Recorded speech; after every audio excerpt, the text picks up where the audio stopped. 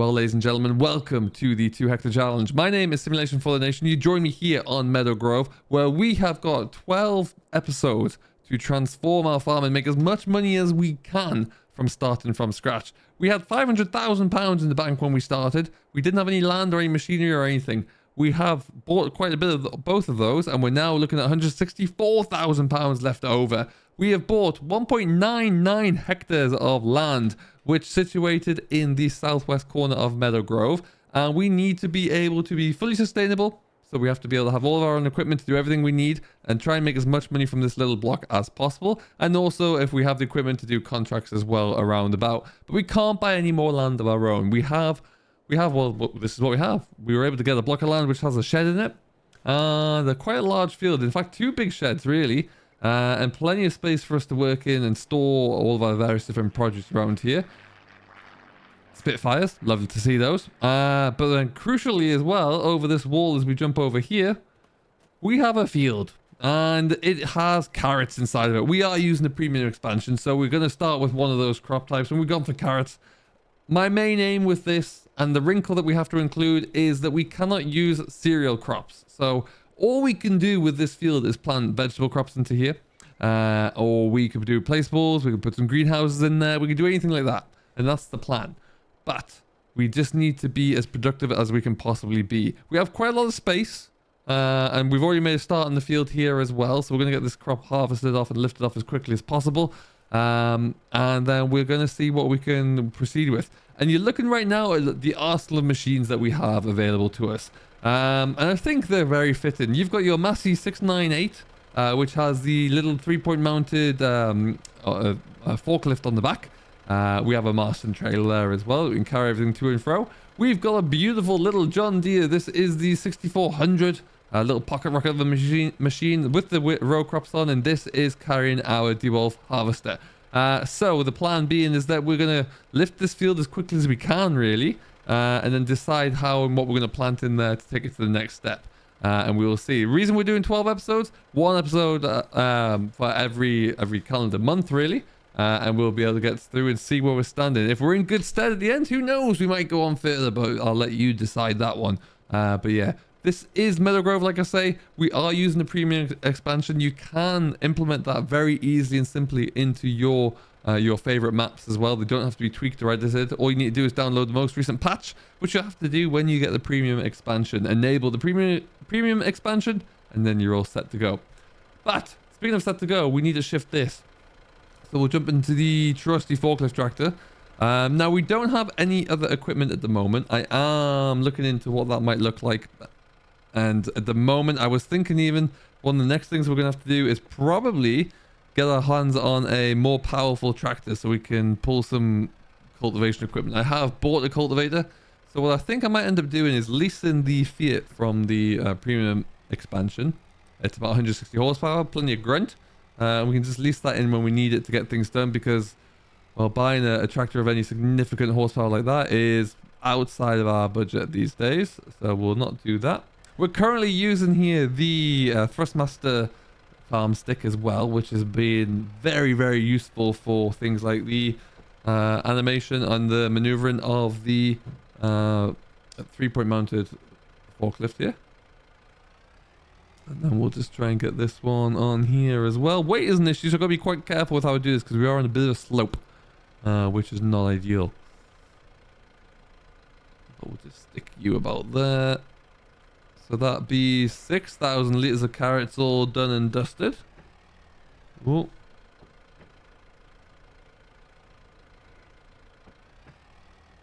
There you go. We can knock that one off. So we're using this machine and this setup here primarily because it is the cheapest setup for us to get hold of by about, I think it's a steady £6,000 or £7,000. And also it means that we don't have to use follow me or hired worker just to get this done, which whilst it can be useful, it can also be quite clunky to get going there. And we don't have to worry about any of that. Now, do we have another crate on the back here? Yes, we do. We're ready to go. We've got 9% in here already, which is fantastic. So let's get ourselves away. Turn them on. Okay, now what I want to make sure is that we're not missing, or we're not taking the other row as well. I just want to take that first row. Quickly outside the cab there. We could probably sneak on over just a little bit. Okay, that's lovely stuff. And yeah, we're away in the John Deere. This is a beautiful tractor for this. It's nice and maneuverable. It's not too big or too small at all, and we're able to get flying through. Nice field actually. I really love harvesting these carrots. Just love the foliage on the crop type there. I think it's brilliant. Really do like it. This is probably out of all the harvesters as well, this smaller setup with the crates is probably my favorite, and I think it's working really nicely for what I need. We don't, because this field was already in carrots, and it kind of ticked all the boxes we needed in terms of being under 2 acres. I was going to buy 1 or 2 fields depending upon size. So because it ticked the box for that one, I was able to kind of make it work very quickly actually. But what it doesn't have is, I think, a bit more headland space if you're going to do all carrots here, because I have a bit of a job turning around this end. But anyway, it makes it easier that it's a nice, small, tidy tractor. I have no idea how much we're going to make from all of this, but we'll decide on what we're going to do once we get that done anyway. Now I just want to make sure again. There we go. Trying to figure out as well from the viewing standpoint here what I need to do to make this work in terms of not ticking the 2 rows, but I think we're looking good. There we go. Alright, so yeah, we should be good. We're getting about just over 2 rows I think per crate at the moment. That will change, obviously this field gets a little bit longer in places. That should be easy done. But yeah, really nice animations across this in terms of how this functions. I do really love this whole setup. Oh, you see, I'm missing bits there. So let me know what you are looking forward to in terms of the premium expansion as well. And if you have any ideas or suggestions as to the different wrinkles that we could add into our little 2-acre challenge here. I do think we're going to rely on a lot of different types of productions as well. So we'll try to, where we can, to bring in maybe some greenhouses there as well. Something that we can really just leverage to our advantage here. We should have a lot of space. I don't know quite where they would fit, but we can, I can figure that one out, I think. Yeah, something like that would be good. Maybe some apple trees in here as well. Just not cereal crops. That's going to be the key plan here. Alright, get ourselves away. Now I think we kind of started in the middle here. Oh, we're full. Perfect. So let's just go back. What we're going to do is just drop this roughly in the middle here. I've got a little bit of space to work in now as well, which is great. So I can actually manage to, hopefully, I don't think I've got quite enough space to sneak around the side of it, but plenty of room to get in and to pick that one up. We're going to press the comma key, pick up a new box here, and we're away. Nice and easy done.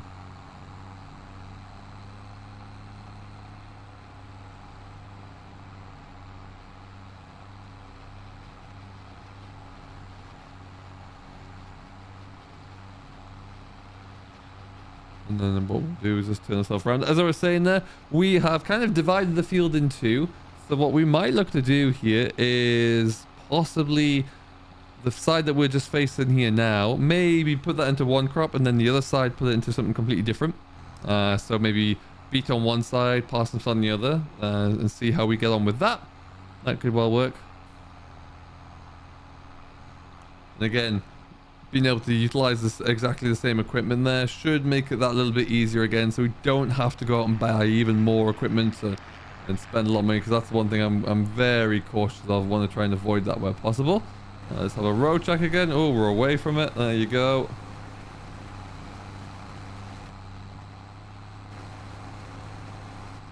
Now, I don't know. We might be able to just sneak past here, although we do have a quite wide trailing wheel. No. Okay.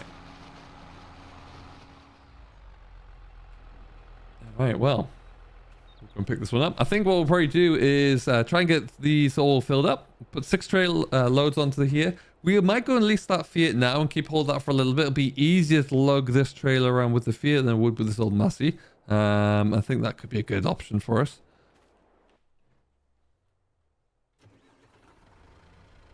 Let's just get ourselves away from here. So we need to get another... I think we could probably just go for another 2 trailer loads actually after this one. Another 2 crates, maybe more.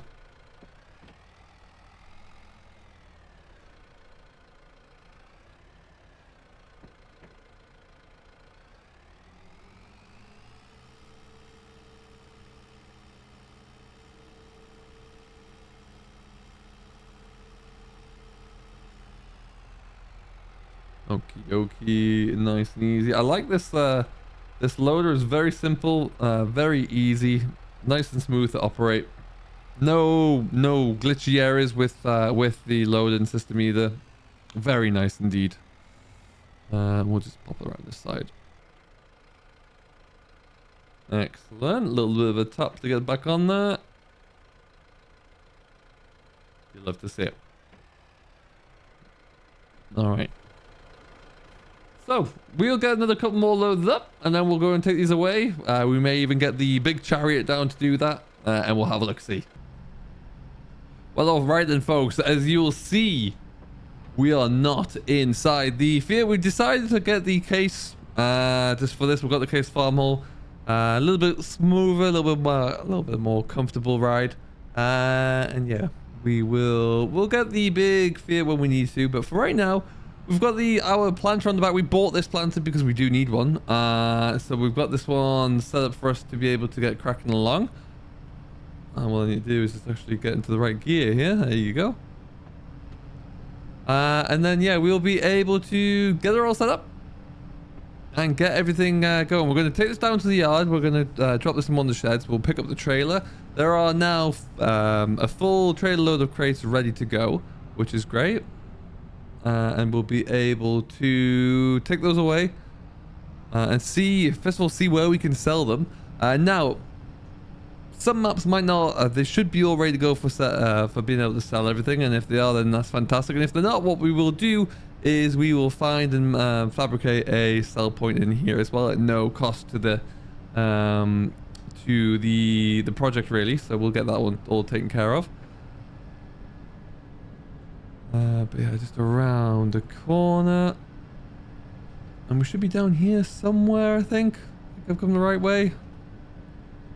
Meadow Grove is a big old map. It's been a while since I've been on here. Many of you may know that I've spent a lot of time on previous versions of Meadow Grove, but not so much this one. But we'll find out where we're supposed to be.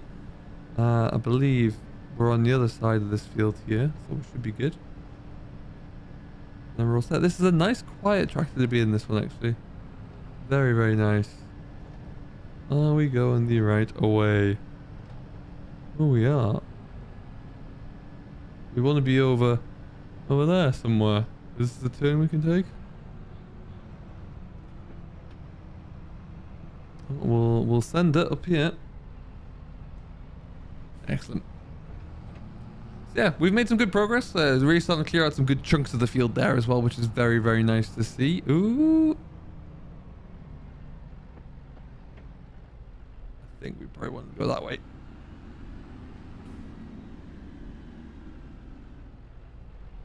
This way, we're right all along. We're just gonna be scooting around this corner here, and then we're exactly where we need to be. It's gonna take me some time to get used to remembering all of this. Now, we have an awful lot of shed space. What I am thinking of doing is probably not selling all of our produce off here straight away. We've got the luxury of being able to store it after all. So we'll probably get around to doing that fairly soon. Let's stick this somewhere at least.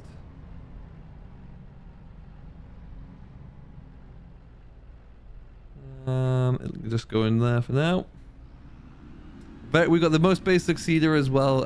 It's wide enough for what we need, and we'll be able to sow all of the different crop types. So that is going to be perfect. And like I say, it just allows us to get going with everything, and it's very, very cheap.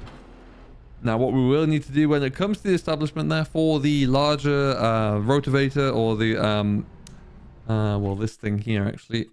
Come on in. We will need to. We're gonna have to try and acquire all of these at some stage. There is nothing of use for us in the sales right now, but when we get to the Ridger, we will. This is gonna be a hefty thing. This will need the Fiat to pull it. 160 horsepower there. But yeah, let's go and get this trailer on. There's 2 more crates for us to pick up there as well, and then we can get ourselves away. Find out where we're gonna sell this.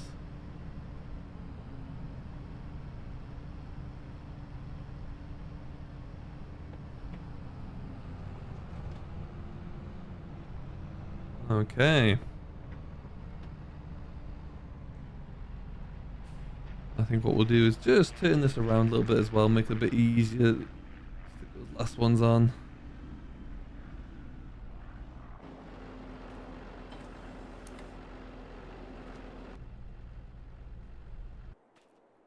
Good little tractor that. Very, very nice.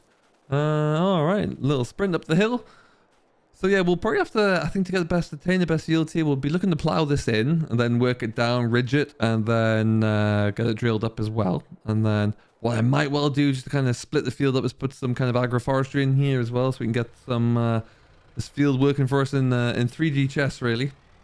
Because I think we're gonna have to try and leverage as much out of this field as we can. So we'll have to see what that's gonna look like. I thought about hens and all of that good stuff, but to be honest there, the infrastructure cost for hens alone is pretty insane. More often than not. So, I mean, it's possible, but I just don't know yet. We'll have to see.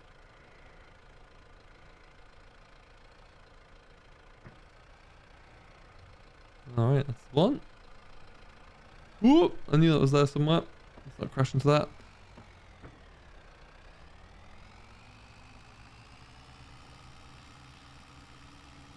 Yeah, I mean, by doing it this way as well, this tractor can still do a lot of things. First, we don't need to buy like a telehandler. That's just obscenely expensive for the amount of work we're doing. The forklift on the back here was great, and it's probably gives you a higher lift capacity, I would imagine, than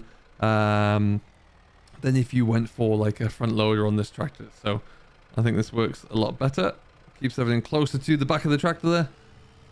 And then with this last crate on here, that will be all 8. I'm curious to see what we get for this. Which you might not find out until tomorrow now in the next episode, but we will see. Now, unfortunately with this, because we started today, August is only 1 day old. However, we will be using 3-day seasons. And hopefully trying to live stream on this a little bit too as well. So do stick around to see what that will look like. Up we go there. There you are, perfect. Awesome. They're not going to go anywhere. They're not going to move in a month of Sundays.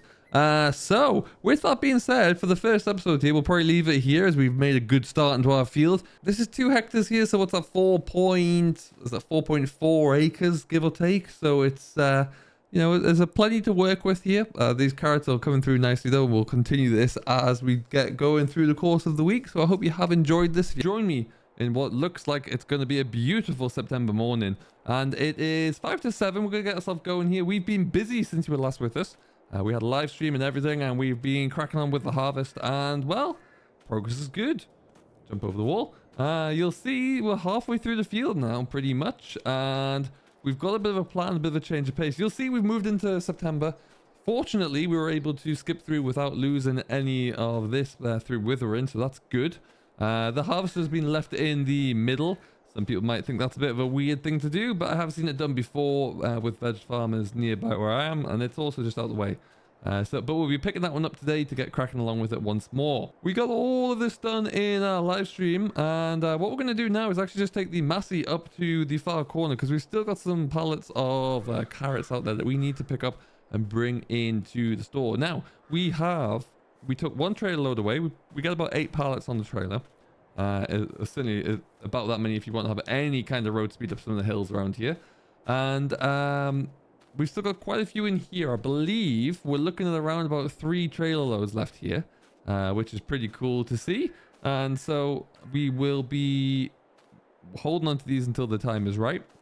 But that is not all. No, no, no. We'll just jump on in. Let's get that into a gear. All right. We're going to go and load up the trailer because it's a little bit easier than bringing them back one at a time there, and we'll just get this done and dusted really. We haven't got far, even if we have to stack a few more on here.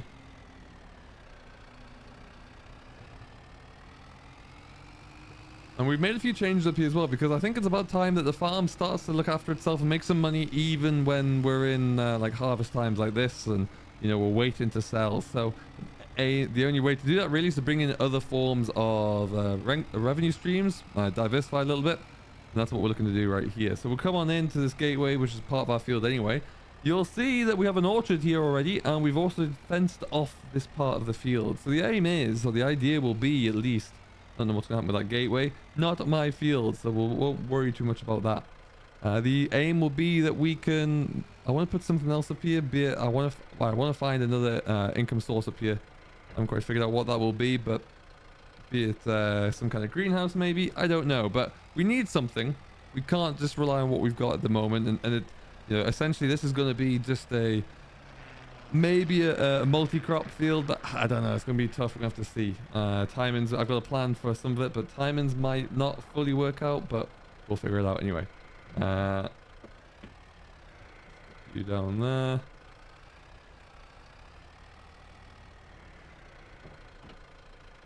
And back we go. So we'll load up a few of these anyway. So there's about another 20 pallets here. So that should be quite good. I sold one off individually, just this. I was curious to see in the current market what the price would be on its own, because when you take a trailer load, it's a bit tricky to see. I think I got in the region of £460 for one. And then, you know, you pay about £8 for recycling fee of the crate itself. So that's not too bad. And we'll see if we can continue with that and get a little bit more, and you know, keep an eye on those lovely old demands, see when they spike again, because we want to be able to capitalize on that too. But yeah, we'll just have to get these all put under cover, and then yeah, I'm open for suggestions what we can stick into here to make it work for us. But I'm very eager. We are going to be splitting the field that we're currently harvesting into two as well. It's going to have red beet and parsnips in there, but. And the big but, we cannot do any of that until we can't plant anything any of those crops until February next year, I believe it is, February or March. So what I'm going to try and do is be a little bit cheeky and see if I can get a crop of silage off it. So that will require us to obviously we're going to drill some grass into it. We're going to plow it over first because it does show that it needs plowing. So if we can improve the soil quality and the yield by doing that, then that's exactly what we will look to do. So we'll try and get that done. We haven't got it done yet, but we will probably look to get the fields tested as well with precision farming there, just so we can see where we stand from a quality standpoint before we spend too much, so we can see how much lime or fertilizer we need to put on to start with, at least just to get these properly in the right position. Now, I didn't load all these up very well, so we're probably just going to be stuck putting 6 on here. We might put a couple up higher maybe. Perfect. So we'll get these ones loaded up there. We're also going to look to that we have a new weeder grass harrow that you may have seen on the back of the case in the shed. We're going to use that up here as well because I want to drill some grass in and around here, get rid of the weeds as well, and then just put some grass in around the trees, and then that'll be it done. We won't touch that, and that will be all well and good. So that is the plan there. That's what I'm thinking, at least. Now, there's a few other bits of equipment that we desperately need to think about buying. We have a seeder. I don't know what to do about the ridger. We will need that come January. And we could just hang tight and see if it happens to come up on a promotional sale or any sort. Because you never know what's on there right now. Is there anything or nothing? Nothing at all for me. So that's handy. But you know, we can always keep an eye out for that one and see. And then if there is anything, then fantastic. We can look to use that as and when, but it might be the best way for us to proceed going forward.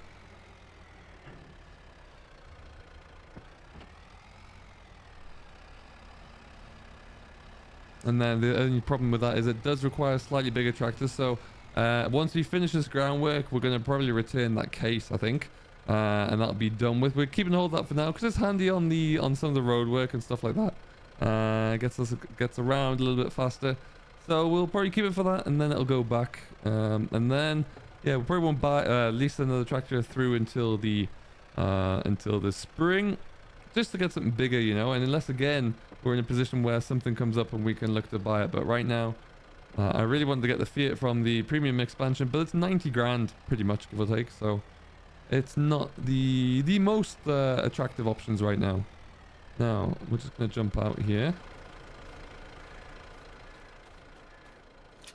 Not that I don't trust anything, but, you know.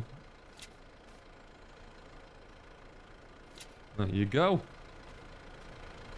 So that's 6 on there. We'll probably just do 6 at a time, actually. But we'll leave that for now, because we'll take this tractor back down there, and then we've made a start getting that all up and ready.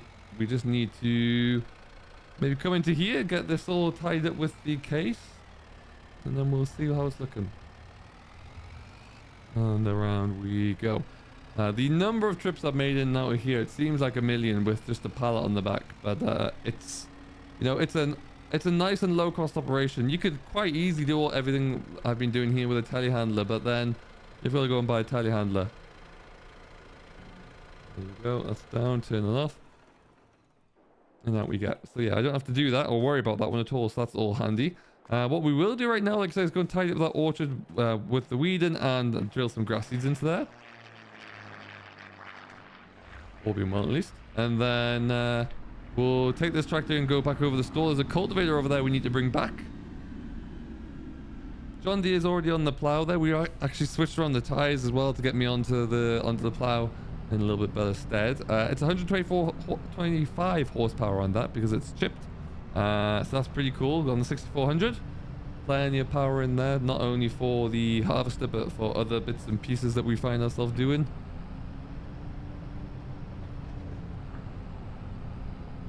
And then yeah, this is about the same, give or take, but it's just a little bit zippy, a little bit more responsive, handier on the road. Although we did pull that trailer load with 8 crates on up to the store, and my god, there's a hill where I was nearly spinning going backwards, but never mind.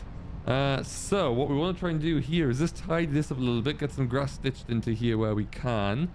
Not sure if this is going to work or not, but hey, we're all going to find out together. Let's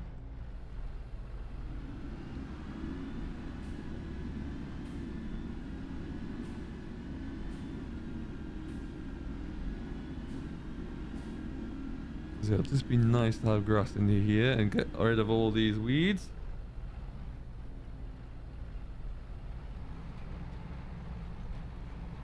It'll certainly kill off any of the weeds there. Problem is there are quite a few trees around here. Yeah, so we might well just have to come in with a cultivator first then, by the looks of things, just to get that looking a little bit better. So that will also get rid of the weeds at the same time, so we'll just hang off on this and go and get that weeder to get this all taken care of. Alright, well, we'll go and jump up to the store. Hope it's open at 7 o'clock, so we'll find out. And if it is, you will see us in just a moment once we're up there and we're ready to go. Alright, we're going to save ourselves a little bit of money here. We're going to go for the tiny rabbit and then sell off that Amazon. I don't know what I was thinking when I bought that, in all honesty, but hey. We've made a little bit of money, I guess. Lost money. Not the greatest to start from the financing standpoint, but you know, we will recover from that. And this one won't be an issue to pull at all. And we're away. And I wonder, well, definitely the John Deere. I wonder if the little Massey might get away with this. That'd be cool. Anyhow, back to the store, back down the farm we go. And we'll get a little bit of cultivation started, and then we're also going to get the plow going as well, so we can get this grassland ready to go, and hopefully get 2 crops off this field in the space of about 3 months. So let's see how we get on. All right, we're going to just bomb down this road. We're not that far away. There's some quite large hills around here, I must say. Really do grind the tractor and trailer to a blistering halt, but you know, we will hopefully navigate around that one. Now I know where one of the stores is. It's very close to me actually, which is good. And we'll see about getting into there in the future as well. But yeah, we're going to keep an eye on the demand, see when it's going to be best for us to actually try and sell all that off. And then we can act accordingly when it is a good time and see what the price will be and try and set ourselves up moving forward. Obviously, we still have quite a bit of money. I do want to get some agroforestry up in the in that main field. We're going to split it down the middle, and that will allow us a couple of things. One, it'll give us another revenue source, which is important, but two, it will give us a little bit more of a natural divide and then space for us to start when we're harvesting again. And then we're also going to be looking into being a little bit more intentional with how we're planting the next crops, give ourselves a headland and some turning space as well, just so we can get started. So that's all part of the plan, and we'll see how we get on with that. Oh, I've gone the wrong way. We want to go. We're going to go up to the orchard first.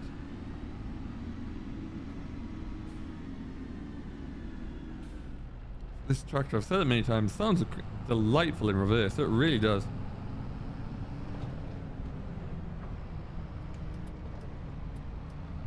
And then just in here. Now I just want to get these weeds under control and get some grass in here. This grass is not going to be uprooted anytime soon, so it's just going to allow us to get things tidied up a bit here, really.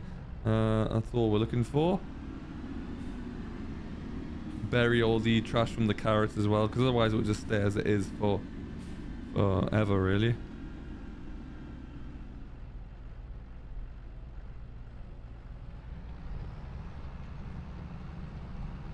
There you go. It's probably going to turn up a whole lump of stones as well. If we encounter that on the other stuff, then we will, on over the other side of the hedge, that fence there. I'm not sure how we'll tackle that yet, but we'll see. And that has bought the stones. Ah, tremendous. You'd love to see it. That's not doing too bad of a job. I think the stones are going to stay here. I'm not too concerned about this bit.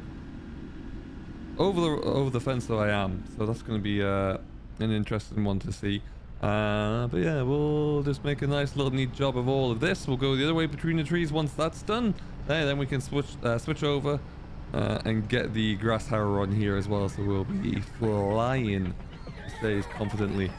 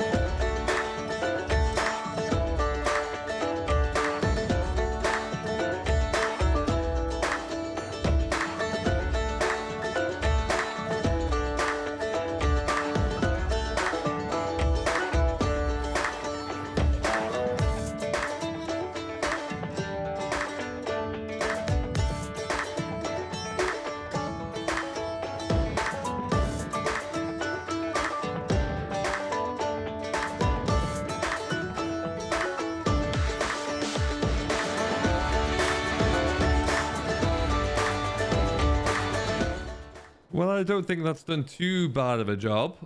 So what we will do is leave this here for now, get the plow out and start plowing. Can't be bothered really to swap this over and pop that over and then swap it over again. So we'll just leave it there for now until we get enough plowing done. I would like to get a hired worker in here to take over, but I feel like I'm going to have to start it off myself at the very least. So we'll do that. We'll get it started and then we'll see how we get on. But yeah, it's going to take a while to plow this with our plow, but yeah, we will get going through it, and then we're all said and done here. We can leave it and wrap it up.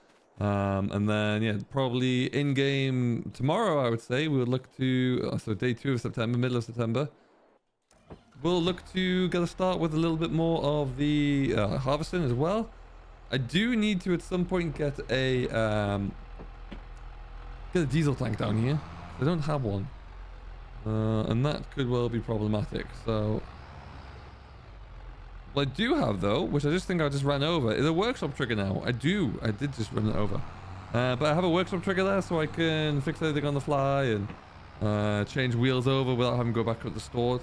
Nice and simple £100 purchase, so it's a bit of a no-brainer really. But I'm happy about that.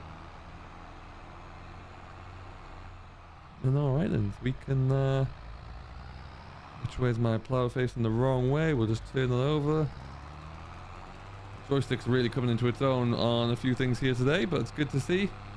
And we're going to start right in this corner. And then let's see if we can get ourselves just pulled on up here and out, and we'll get rid of these pesky weeds. Hopefully give our yield a bit of a bump up there by cracking on with the plowing as well. And away we go. Lovely little grunt to start the day with. There you go. Obviously everything does move in here as well when you change down the gear. I do like this John Deere. Nice little machine for what I need, that's for sure.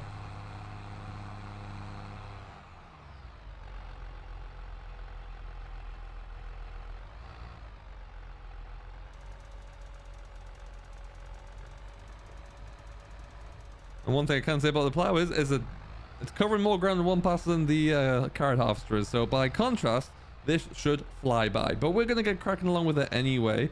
And then we will leave ourselves in a much better position for making a bit more headway over the next few months. These trees are all making money by the hour as well for us, so that's great. We won't put those ones up the middle of the field because of cost. They're about 5 grand a pop, so I'd rather not do that where I can. Because yeah, I want to spend money on other things. But we'll see what that looks like, and we'll cross that bridge as and when we need to. But right now, I think we're going to be pretty good. And we can get ourselves up and away here. So we'll leave it here for now. It's been quite a lengthy video as it is, I think. Not quite sure how it's going to pan out, but we'll crack on. We're going to bring you a video for every month, really, every calendar month. And we'll see how we're going. If you're liking this sort of thing, let us know in the comments what you think we should do and what other options there are to bring in a little bit of extra money. Love to hear those. And we're going to continue to try and crack along here and see what progress can be made. If you join me, Simulation for the Nation, as we are pushing on with our own little enterprise here. We're trying to get ourselves up and away, and I think we're doing a fairly decent job of it. We've changed up our approach to vegetable harvest here because I wanted to really crack on. Now, the keen-eyed amongst you will see that it is only still September there, and that's fine because we were going to do one video per calendar month there, but there's just too much going on in September at the moment for us to skip past it already. So I wanted to show you what that looked like and what that might entail. And we're going to keep flying along through and see how much we can get done. We're still in the rented tractor. It's a phenomenal machine. It's absolutely flying, so no need to get rid of it. And we've got a lot of road work to do at the moment, so it's perfect to have it around there. We're carting in the brand new trailer of ours. Well, new to us. We're carting carrots because we're lifting them with a different harvester that we've leased in just to get this job sped up a little bit. So it means that we're able to take, well, what we've got here, best part of 13 ton here in one hit, which is all going over to a newly installed processing plant. I currently have £25,000 in the bank, which is great, but I took out a loan of 130,000, so we had a lot more at one point because we only went and bought ourselves a brand new processing plant, really.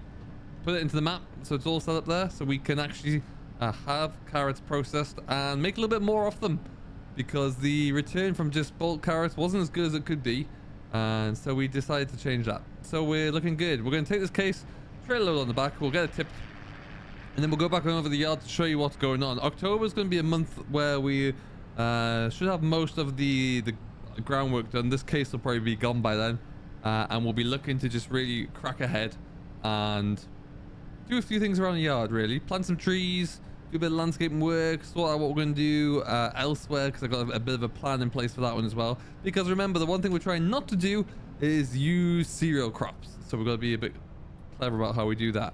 But our processing plant is just up here, and so we'll get ourselves in. I'm hoping to see, I haven't been down here for a bit, so I'm hoping to see some pallets there. That'd be fun. We should see plenty of things happening, and that should look good for us. So let's see as we just creep into here. Oh, there are. We've got 4 of them as well. Sweet. We're gonna have to come down and get those picked up here. Okay, let's stick ourselves into reverse.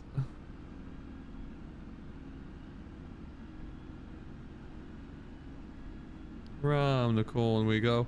Beautiful. This trailer is perfectly sized for what we're doing here, actually. It's not too big so you can get around the headlands that we have on our fields. Not too heavy either. And also small enough to get under the harvester with ease. But it's still, like I say, I mean, this has got not even 90% full. It's got nearly 13,000 litres of carrots in here. So that's pretty good. All said and done. Everything's in a bit need of a wash here, but we can hold off on that front. So our carrots are going in.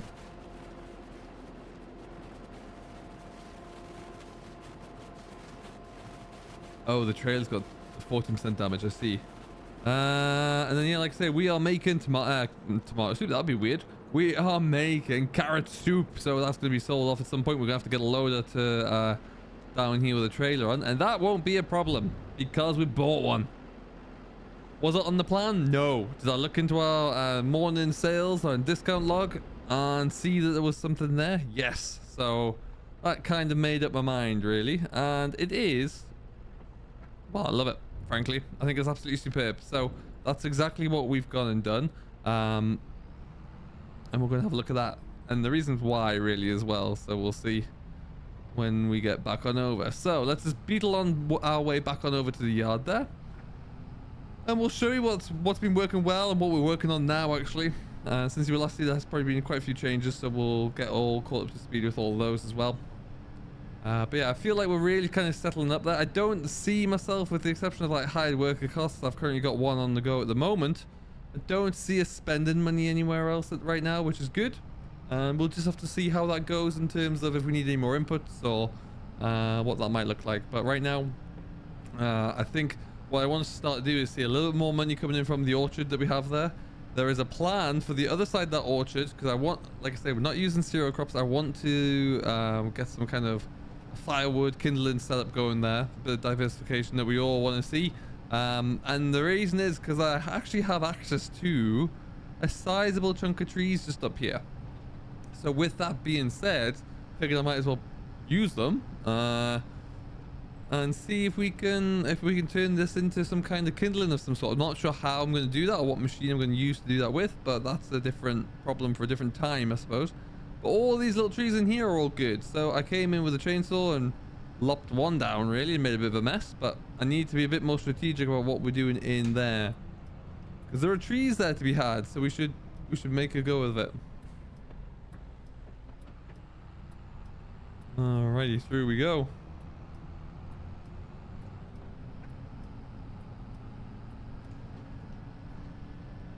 It's actually quite a nice little spin over to that tipping point there now. Not too bad at all. Getting some hours on this case though.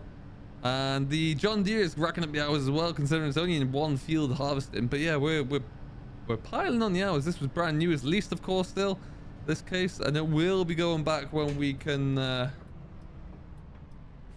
when we don't need that. The lease costs are too much not to send it away. Thank you, car, for not beetling up the inside of me like they always want to do. Because Lord knows that happens a lot. So now we finished up plowing half the field when we were last with us. That's been plowed over. It's been stone picked as well. We had at least a stone picker in because there are a lot on here. So we'll have to do that when we get around to the second half. And then we've also been able to jump on in with our cultivator and get that done. And now, as we come around the corner, hopefully you're going to see, there he is. The Massey is on with the drill, with the grass harrow. And it's working away. And crucially in front of it, look at that new machine. You got a JCB, folks. And it is looking superb. So let's just creep through here. And we'll go and just park ourselves up here by the John Deere, I think. You'll see that this is a different harvester to ours. Ours is in the shed. We used it a little bit more just to cut open this big block and give us plenty of room on the headlands there to get around it, which worked out pretty darn well for me. I was very happy with that. I'm not sure if we'll get back onto here today, but we'll park this here anyway because, well, we're going to have to do a bit more. And I think the aim will be here that we might do one more trailer load out of this, and then the rest of it will go back into crates. We'll return this harvester and we'll be all set to go there. And then, of course, the case can, at that point, nearly get returned, but we might keep it till the end of the month's end there, but we'll see. Meanwhile, good old Massey here is cracking along. This is grasses going into here, so this will be the first half. The new plan is that this whole field's going to go into grass. I can't plant either carrots, beet, or parsnips until early springtime. So what we can do is, theoretically, we can just push that back to mid-spring. We'll get a crop of silage or hay off here first, probably silage. And then we can, do what we want with that silage, but then also have a bit more of a rotation in here. So this will have some benefit to it. It'll get some work, some growth over the winter months. Now, unfortunately, it's not going to have much of a nutrient content in that one, but I might look into putting some kind of organic material on here as well just to see what we can do. But we, for the short term at least, are growing grass in here now. The orchards have the grass seeded into it as well. And this will come up nicely. And yeah, looking like a good crop here. So I'm happy with that. Very, very happy. I might look to get a cheap set of rollers if I can.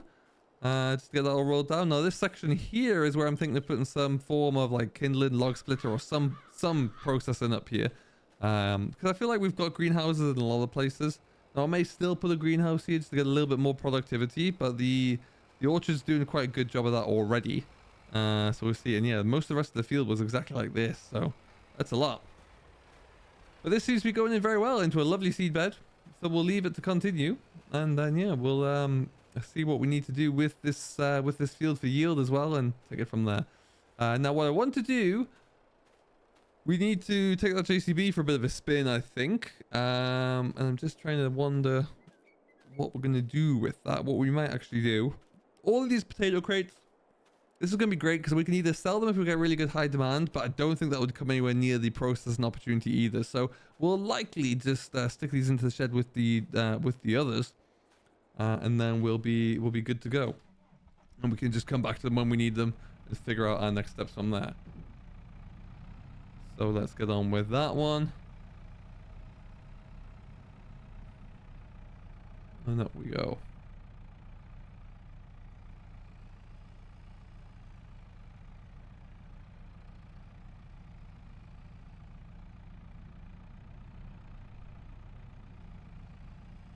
Nicely does it around the corner.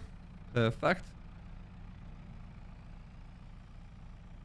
Get that open. There you are. So the yard itself is starting to fill up with bits of machinery. Most of it is old, and that's absolutely fine by me. And it's, yeah, I'm liking how it's coming together. I think what I'll do right now is just leave this about here. Drop you off there. Happy days, happy days.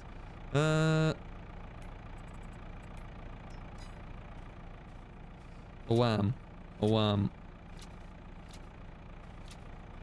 And so yeah, these are all going to be tipped into here. We got recently added in a fuel tank and a pressure washer because everything was getting dirty and in need of fuel. So that looks good. This is our harvester. We're keeping that one, of course. The other one's just rented in there. Same one row pickup. This one just does take a little bit more time with the boxes and the crates. It's going to be a bit more strategic.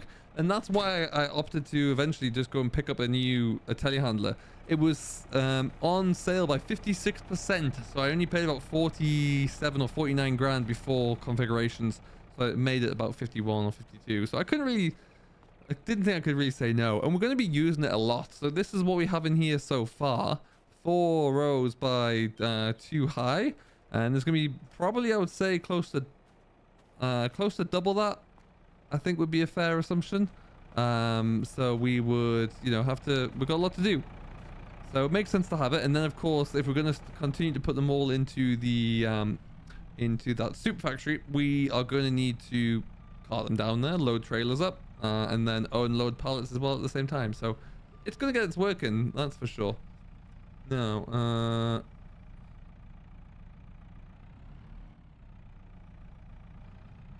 let's just try and take as much of this away as we can.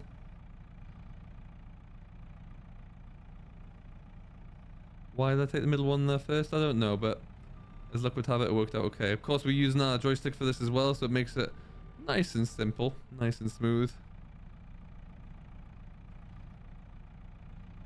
And then we go now. In reality, I'm sure there'll be some kind of washing plant here. I look forward to seeing if that kind of thing actually materializes on any mods, like something you could bring in the trailer, tip it in there, wash your produce through, and then bring it out the other way, or perhaps a little bit more value. That would be pretty cool to see.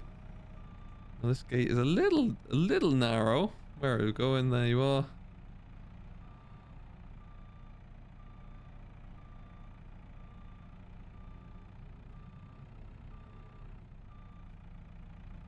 Perfect. And that Massey's flying through over there as well. I'd love to see that. Once you've got the field opened up a little bit with the crates, the harvester, I find it so much easier to get in with the regular unload. That's not gone well. And you can actually get a bit of space to get in there and work around. So I'm very pleased with that. It just makes it a little bit more comfortable. So we will continue to do that. Certainly open up a field, but when we drill our new fields there, we will be putting a bit more effort and attention into headlands and making sure there's opening points for the harvester, really. I've already got a plan with how I'm going to do that, so that should look pretty good.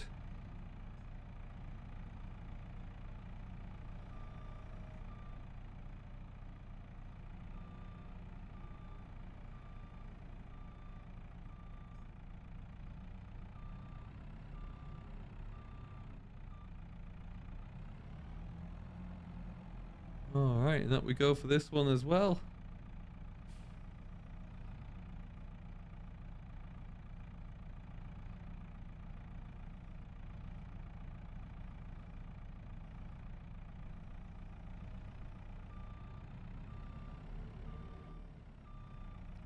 Not quite on properly. Phantek could do that a little bit better there. There you go.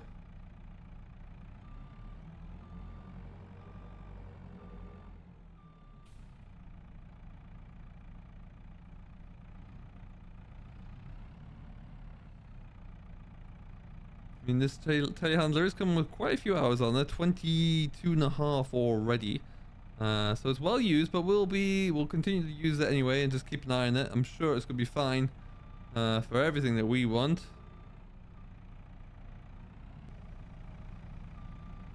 All right, looks like the Massey's flying over there. I don't know what he's doing now, but so yeah, it's gonna be nice for us to just be having our own two machines again, and we could probably just about manage with the two right now, but the Massey wouldn't be very good on road work there, and I feel like having that extra little bit of power and weight on the harvester is good for the John Deere to be on there as well. So having the case around, sure, it's a little bit expensive, but you know, it's a lot cheaper than it would be to buy a brand new tractor of that size. So that would be just a non-starter there for me.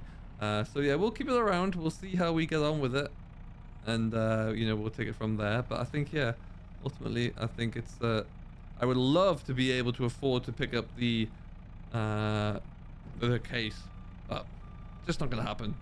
I think the base model of that's about 80-90 grand, so not gonna happen anytime soon. We've got quite a loan to pay off now since I increased the loan amount, so that is gonna be first and priority to try and get that down over the next 12 months, and then we'll be able to see from there. But yeah, this is coming together quite nicely anyway, and I'm hoping that we can really see a nice big profitable boost in our operations here with the likes of the with the super factory in place there as well. So if we do, then we've got nothing to worry about at all. Zero. But yeah, we'll just have to see how it plans out, see how it goes, and make any adjustments as and when we need to. We'll get this one all unloaded anyway, and then we'll probably start work on that last trailer load just to get it done, and then we can say that we're all set. And then we can look into finishing off this field. This carrot field has been a mission, but we're almost there. Oh, and look at the Spitfires go as well for the last one. It's always nice to have them on patrol. I'm not sure what we're going to do with the rest of the yard space down here either. There's quite a lot of space that we're not using at the minute, but I'm sure we'll figure out something that we can do. We'll probably just stick that there for now. And park that there as well. Wonderful stuff. All right, so those two crates there are empty, unfortunately, so I need to figure out what to do with those. I've got to move that trailer. We'll come back and get that. All right, so the Massey looks like it's all but finished. We're just going to make sure that's all done and dusted, so we don't need to worry about that anymore. It's getting to the evening here. We've got another day of September to grind through and get a little bit more harvest in there. There's a chance that we might not have much left to do on this harvest here at all. But, you know, we're really getting through it. Let's have a quick look around the edges here. Maybe one headland passes to smooth that out there, and then that bit down in the middle. Okie dokie.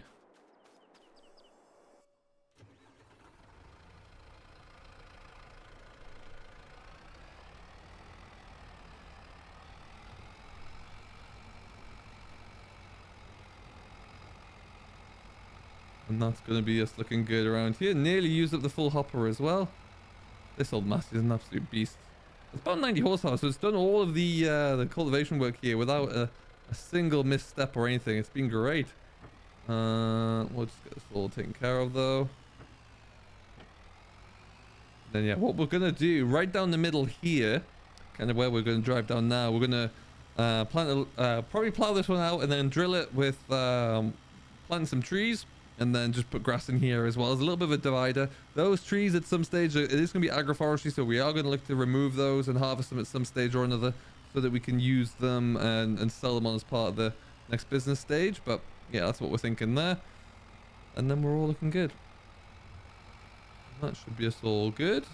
Hopefully getting it all in one pass. We are. You'd love to see it.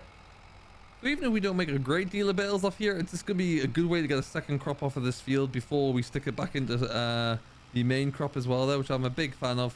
Crop rotation is going to be key for us here, so we can stick a break crop of grass in, and it leaves the field in a bit better state. Plowing in the vegetation as well, so that's always good.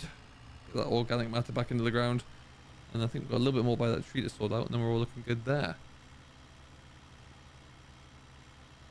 We've been doing a lot of harvesting here and here and on stream as well, but I think it's coming together quite nicely. All right, we're done. Perfect.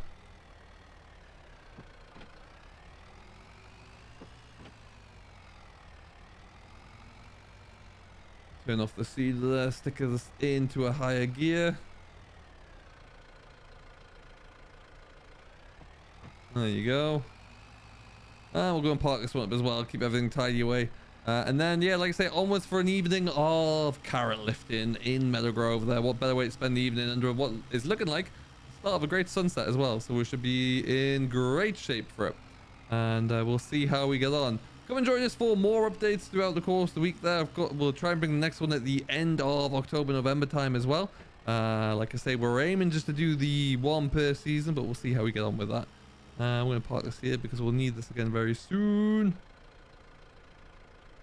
Get you shut. There you go. Down.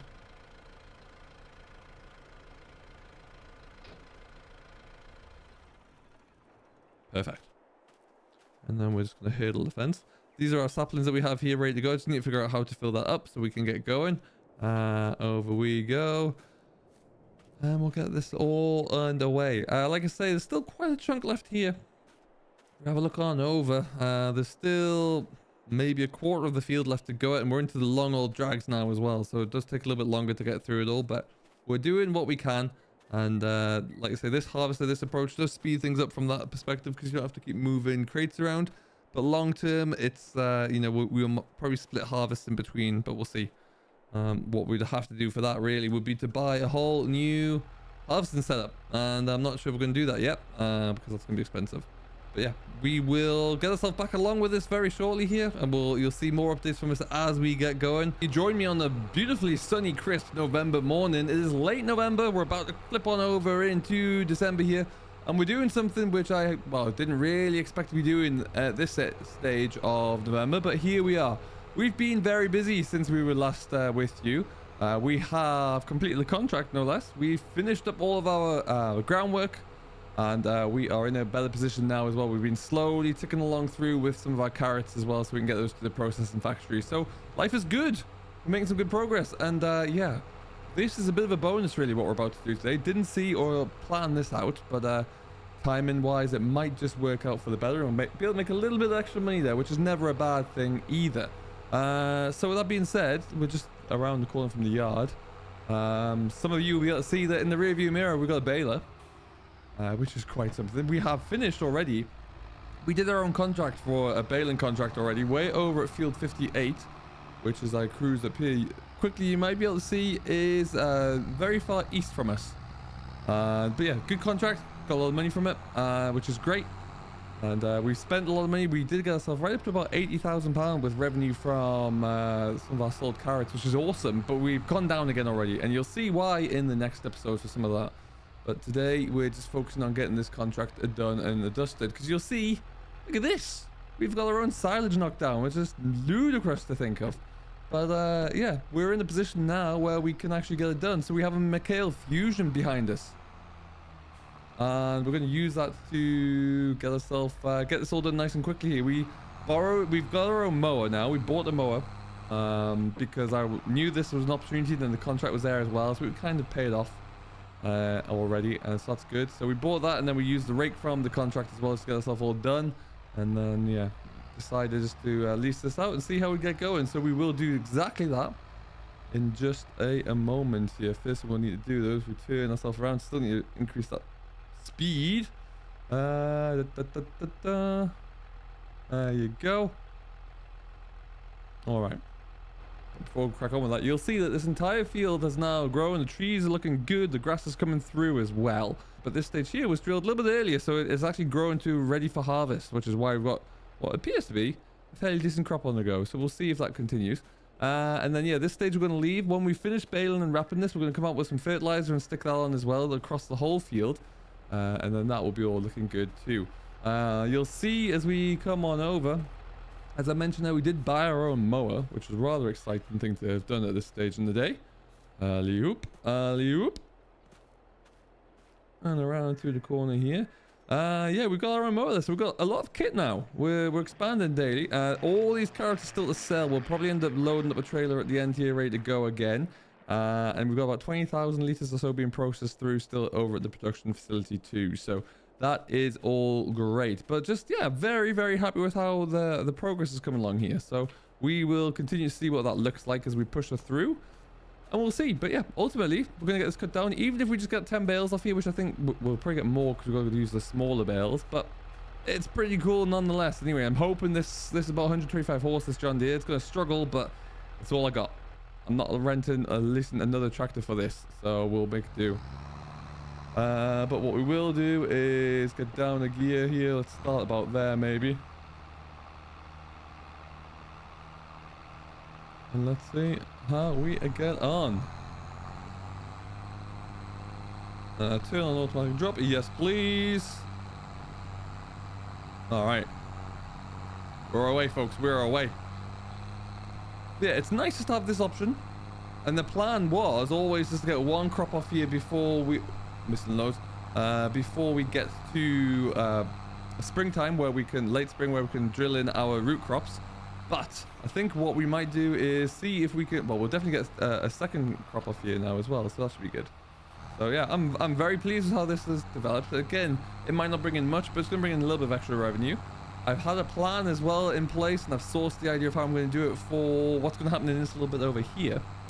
So we'll look into that one very shortly too, just so I can walk you through that. But yeah, something will be happening there during the winter, and I look forward to showing you what that is like. So yeah, we're pulling this without any issues here, really, which is great to see. Got a bailout over there as well, which is handy. Nice little setup. This McHale baler as well, by far the cheapest baler to rent from all of the combi wrappers, which is good. Allows us to get going along here nice and easily as well. Beautiful morning, sun's come down. We had a little bit of rain yesterday, but nothing too crazy. You'll see the orchards growing through there as well. Those trees are still producing quite a nice amount of money. So from a productions value, we're doing okay. We have a lot of different options there. If I can just get off the hill before it drops that bale, that'd be grand. Probably going to be a bit tight there though. Certainly down off the severe part of the slope. There you go. And then yeah, what we'll do, I'm thinking rather than just selling these straight off, because I tried to sell the bales at the contract, ran into a bit of an issue there, but I might take these to the BGA and just stick them into there and sell it directly off once they've fermented. So that might be an easier way to do it. We still should make quite a bit of money if it that way as well. Not a bad looking baler, this one actually. There's been a lot of different variations of the McHale baler coming through, but this Fusion looks probably one of the better ones so far. Could still do with a few tweaks, but available on King Mods for anyone who is looking for it. And then yeah, we haven't really got too much left to crack out here. It won't take too long to get this field done at all. And then yeah, like I say, we'll split the fertilizer across the whole field. I need to check to see what our values are looking like there anyway, but it'd be good to get that done. And then we can just kind of leave this field through until the spring there. And get another relatively good crop off of it as well. We'll just go around there without knocking that bale if we can. Oh, expertly done. Look at that. Lovely stuff. So I wasn't really planning on doing too many contracts, but it just kind of fell right. We were a little bit of a lull in terms of work that we could do. And obviously everything was drilled, and we were slowly just feeding the processing plant. I'm typically at the moment taking one trailer load a day. So by that, we've probably got about another 3 days to go.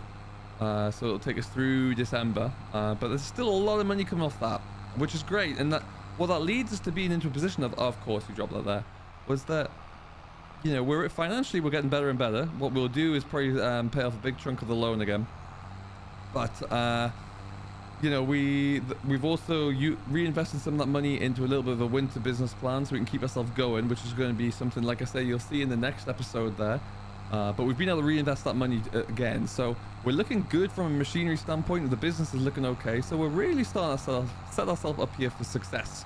When you look at the machines that we've got, we don't particularly need anything else right now. Of course, in the springtime, we will need to look into planting equipment, and then when we do that, part of me thinks, well, I go backwards here. There will be a discussion around which tractor we're going to have to rent. I have an idea now. I just don't have it in game, but I've seen one. We could do the Fiat. That would work, but there might be another option there as well, so we'll see. I like to keep it with the slightly older machines here as well where we can, so we will see what that looks like. Yeah, let us know what you think we should do. We've obviously only got the 2 hectares, but we're looking good like this, and I want us to get through at least the first year of having just 2 hectares, and then we can make a decision if we want to expand again. I've been thinking about how we're going to do it as well from an establishment standpoint with this field, and I've got an idea which should work, and it'll allow us to be pretty simple, and it could also allow us to perhaps exchange or trade in our current harvester and go up to the bigger one there. So that's what we might look at, and if we do, then that can speed things up a little bit there for us. But yeah, we will of course be going for 3 different crop types in here. And there's a fair few bales on here actually as well, not to be sniffed at. We'll stack these in the corner of the field for now. We'll come back to them when it's when they're fermented and we can sell them on. But yeah, it's not looking too bad at all. We've got the pallet forks on the JCB, so we don't need to worry about that. Yeah, we can get these all done. We'll shift them quickly, and then we can look at getting the fertilizer put onto here. And that's it, done. As easy as that. And yeah, I'm not looking too bad. We'll park this up. We're gonna have a look at our work, see how we're getting on. JCB will quickly just load up the fertilizer spinner as well, and then we can actually just clear those bales pretty quickly, and we're all set for now as well. We'll just park this. This is gonna have to get another load on, ready to take away, and then when we take this one away, there should be another load of pallets of soup ready to take it back over to the sell point as well. So the cycle continues. What's the corner of my shed?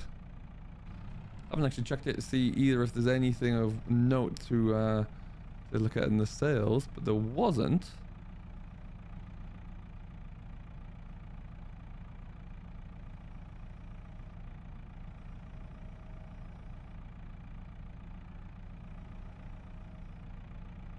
All right, done and done and done. We will, it's not going to take too much to fill up, but we'll get it filled up anyway. And then, yeah, we're ready to go. Clear up some bales and get the show on the road here. All right, one at a time.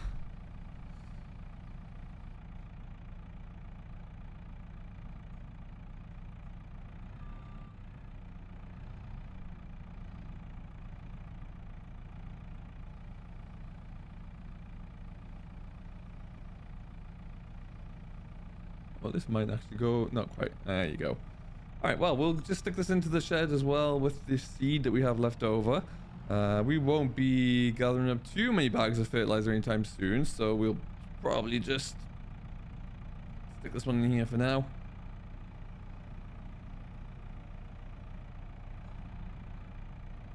Easy does it. There you go. All right, on to some bales. Get that field cleared. Who thought clearing silage bales from my own field in November? But here we go. Yeah,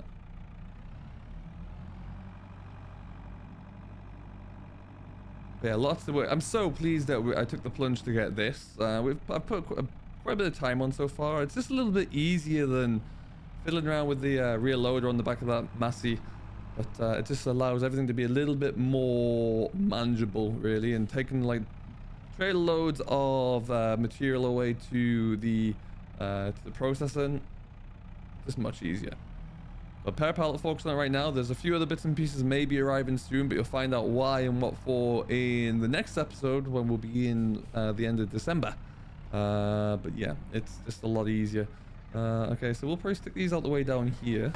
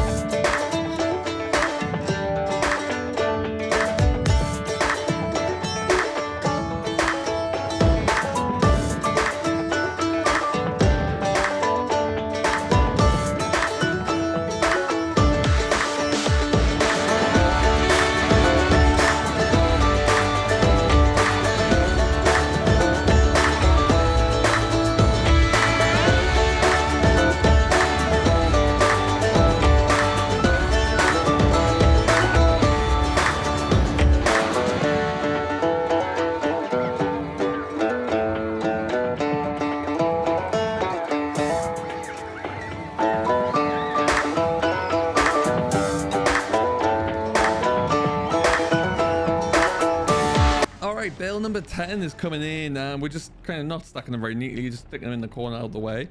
10 bales, you know, not the end of the world. It's a lot more, 35,000 litres of silage, which will go to the BGA at some stage or another. So yeah, very happy with that. If we get, obviously we'll get a lot more off this than when we come to harvest it in the spring. So last bale didn't leave. Yeah, I'm very pleased with it actually. We'll take it and then we will see what we get off it. So it's a nice way to multi-crop the field, and without really sticking too many inputs in there either. So that's all good. And yeah, let's get this, we'll get the tractor out and put some fertilizer on this whole field now as well, and we should see how we're looking. So ultimately, yeah, very, very pleased, and it'll allow us to give us a little bit more of an income as well. So I'm hoping that like in January, so we should be able to get that away to the BGA. We'll see what it's looking like. But overall, very, very impressed, and we made some good strides. I will be filling up and taking away another load of boxes today. But we'll do that one off camera as we always do, and then we'll see. We'll be getting ourselves ready for the next winter project, which you'll see and learn more about over the course of the next episode there. So that should be good. And yeah, let's just jump into the beast of the Massey and we can get ourselves going. Please don't be too heavy. There you go.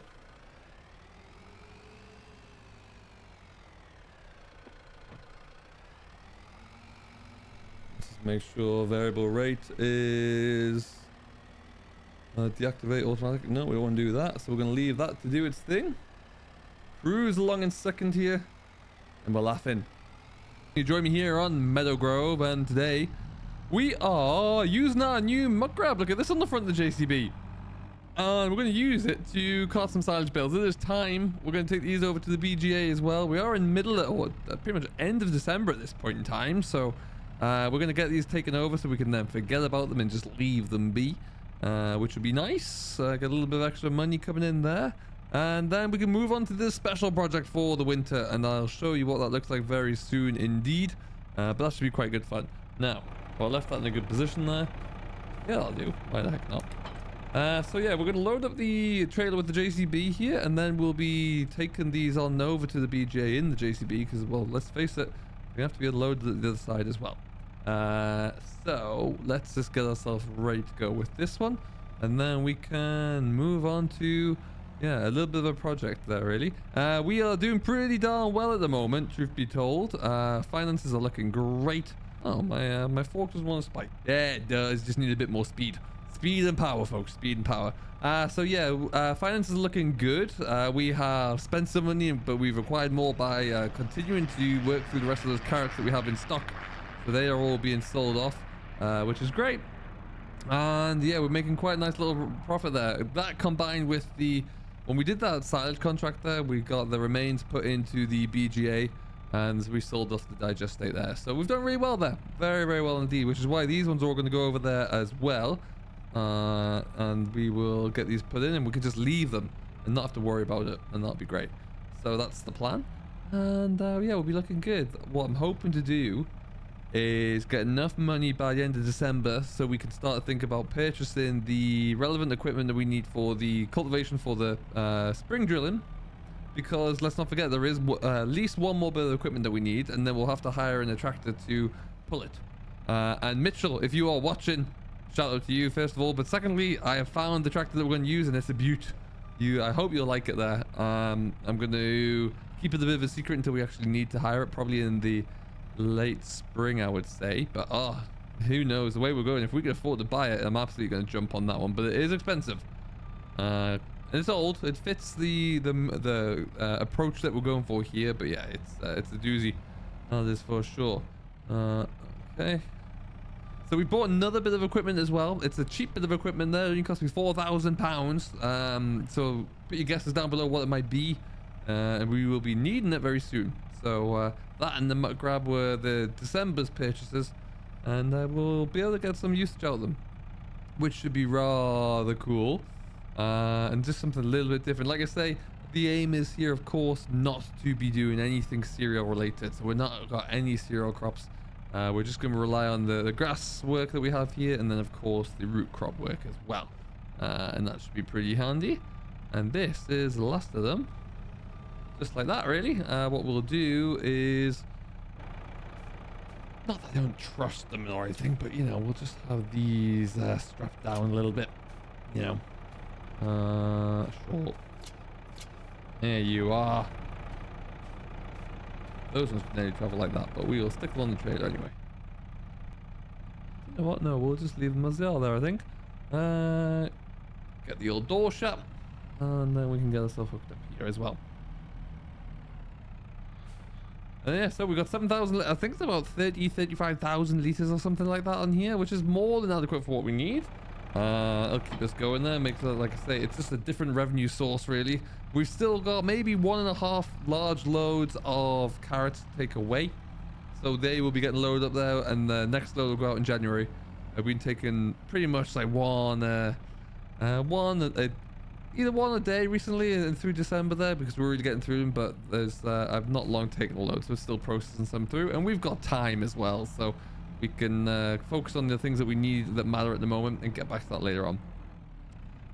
Things that matter right now being getting out of here without making an absolute pig's ear of it.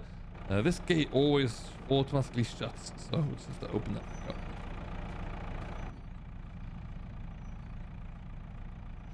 And get that open as well, and then we can just zip it back into here. This JCB is becoming a real workhorse. I'm doing a lot of ferrying over towards the processing plant with this, primarily because it just sets everything up so I can load everything up on the far side as well, then bring it back without worrying. So that's been a really nice coup, and we'll look to continue to do that. We've got what, 27.5 hours on the clock already. I must have put quite a bit of those on there actually. It certainly came with hours on the clock, but I've certainly contributed to it. All right, and we do snow as well. Snow is not going to stop us in what we're looking to do. From a productivity standpoint, we should be fine. But what we are going to do right now is go on a little bit of a drive, a slight hill to get up that monster over there, and then we will see how we're looking. Can free that way, that's the main thing, and down we go. Okay, and then we'll get ourselves off and away around the corner there. So that is the plan. We'll go and drop these at the BGA, and then like I say, when we come back there, we'll show you some of the next approach for us to make a little bit of extra revenue and see how this is looking. There's a long drive ahead of us for this stage at least though, so we'll just get cracking, and we'll probably see you over at the BGA. Well then folks, a bit of a grind up the hill, but we are just around the corner now, which is great. And then we'll get this all unloaded, hopefully nice and seamlessly without any hassle. And then we're done. Telehandler did no like going up that big steep hill, but we managed to pull our way through, which is the main thing. So let's just get ourselves around the corner. And then we're dropping them pretty much straight ahead of us there really. So we'll just stick this trailer here somewhere. That'll do, pig. That'll do. Good. Let's just get them all unwrapped, shall we?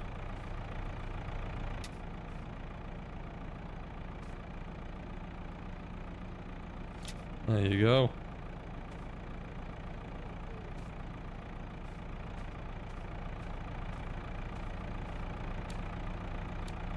Excellent stuff. Good looking silage over there, I would say, all things considered. And then these ones probably may not do it because they want to just detach the hoses, so we'll leave it. Off these ones go.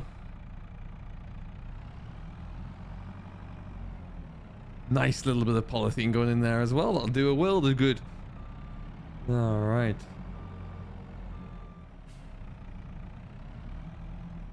Now I don't know if I'll be able to get as much speed and power here as I could before. Oh no, we're good. There you go. But yeah, so the idea being that this is going to distribute this back into the grid, or the power at least I suppose, and then the digestate is sold off straight away. So I don't have to worry about coming back here, and it's all been done, which is the main thing. So with that being said, we can just dump these and forget about them really, which is great. And they served us very well last time there, so I'm hoping for good things here. And I'm very much aware that the carrot stock is going to be depleted very soon, so that won't last forever. Hopefully though, the carrot stock will get us above 100k, which would be nuts to think about given how much we've also already made, and some of the things that we've already purchased as well. There's been a significant machine purchase in there so far, and we're still in great shape. So that just shows where we are really. And hopefully the machine that we purchased that we're going to be looking into very shortly there will continue to generate more revenue as well. So if it does, we're quids in, and I can't wait to see how it goes. We'll just get the last of these unloaded. Easily does it. There you go. And then we'll show you. So join me very shortly and we'll see how we're getting on.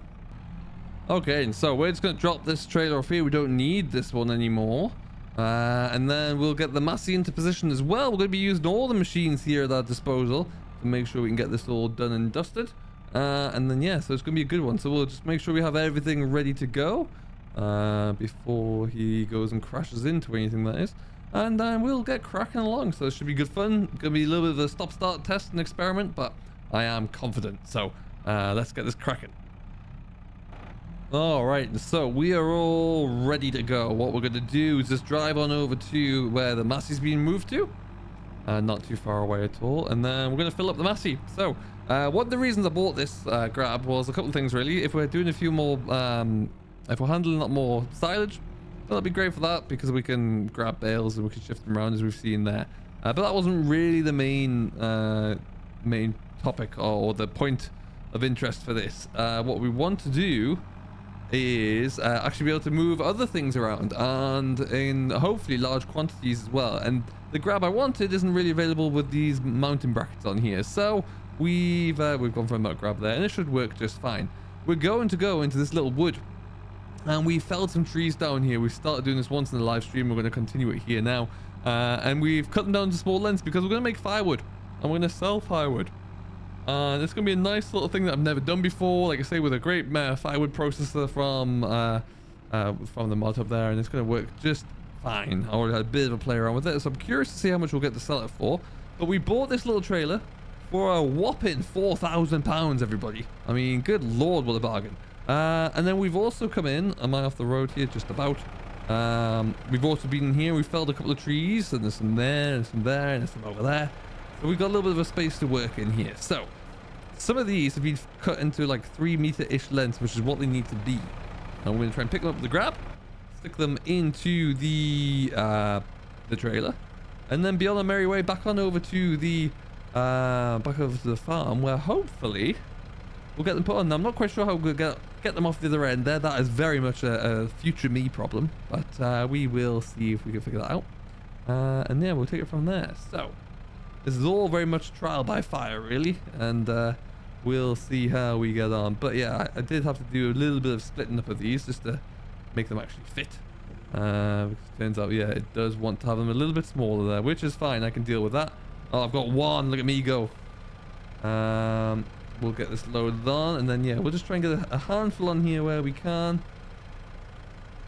How long is this one? About there, I guess. Excellent stuff. Perfect. All right, so we're just going to tip a few of these on here. Just need to take a little bit of time to figure out the handling of these really, but the mud grab will do a fine job. It'll you know, true farmer using everything he can in a telehandler to get the job done. Never mind if there's other better machines for it there. I have a telehandler, so I will do it. We're going to click forward a little bit there. You down. Have I got it? Will this work? This is the big one. No. Maybe that will work though.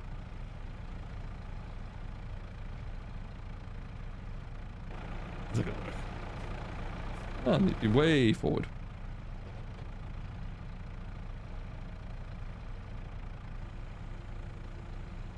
You see this? This is farming. Right, there you go. Alright. And so yeah, this should be a couple of trailer loads here. I've already got a couple of them back at the yard just to test really. And it worked okay. It's filling up the trailer nicely. And I have no idea how much we'll get for it, or what that looks like, but you know, we'll very much figure that one out when we get to that point. Right now though, well, we just got a little bit more fiddling to do, a little bit more shuffling around. We'll get these all loaded up here and make the best of this situation where we can, and then And then we're all good. So we will just continue to see what we can get picked up here. Maybe just trying to get that one actually might be a bit better. And then we will take you for the second part, the key part really, if you will, the processing back at the yard. All right, well, we have a load. We're going to take this one back and then scuttle back to get the telehandler and to see how the going goes with that, I suppose. Yeah, nice and quick little commute round. Now, this is not something we're going to spend all the time doing, but it's nice just to be able to process maybe a tree or so at a time, which will give ample amount of firewood. We're going to load it straight into the Marston trailer, and then we're going to take it to a sell point that I've installed as well, which is just next to where the processing plant is. So that's all kind of handy. Yeah, so we will go and check that one out as well. And this is, yeah, a little bit of diversification here. Will be a good way to bring in a bit of extra revenue. We've got it all set up at the next to the orchards there as well. So a little bit of a turn circle and a bit of a space to get this all done. So that's all quite handy indeed. And yeah, I'm quite excited and intrigued to see how this goes. The biggest challenge I think right now will be to get these out of the out of this trailer. Now I opted not to go for a log trailer with a crane on the back, primarily for expense. It's about £15,000 more than this, and also controlling it's not very easy. I like to use telehandlers for pretty much anything I can. But that being said, here is our setup. So what I'll do is stick this over here on this far side. And then we can yeah, go and sprint on over, grab the JCB, and just see how on earth this is going to work. Now, I assume... Nice that no one stole the JCB, even though I left it running. That's kind of them. Just take these two back, and what we'll probably end up doing is just loading these straight on. Doesn't take too long to process through one log, so it should be nice and quick. I'm just going to go. There you go. We're good. We're good.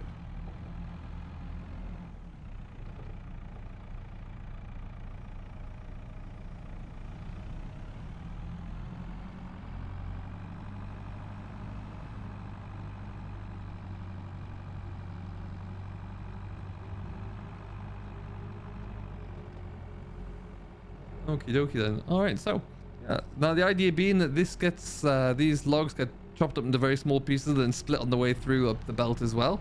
It's all controlled from inside when you operate the machine itself, so straightforward. We're going to stick them all into a trailer so we don't leave them hanging around too long, and what we'll probably do is get these couple done I have on here and maybe one or two more, and then go and sell the trailer load and see what that looks like, see if it's worthwhile.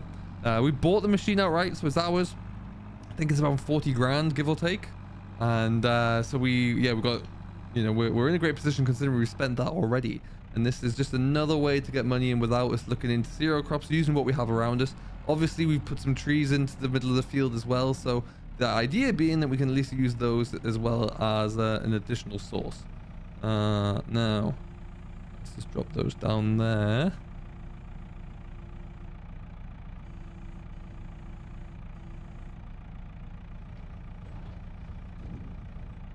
Oh, like a champ, I've got that. There you go. Alright, so first thing we need to do is just go and turn this on. That would help immensely. And you just rock on up to it here. Now we're in. We're going to start the firewood belt in the back, which is going to load straight on into the trailer. First thing we're going to do is stick ourselves a log on the little raised platform there. There's a platform that lowers everything in, so we're going to put that onto there. And they have to be between, I think it's 2 meters and 6 meters. So we are currently sitting around about 3. Which should be fine.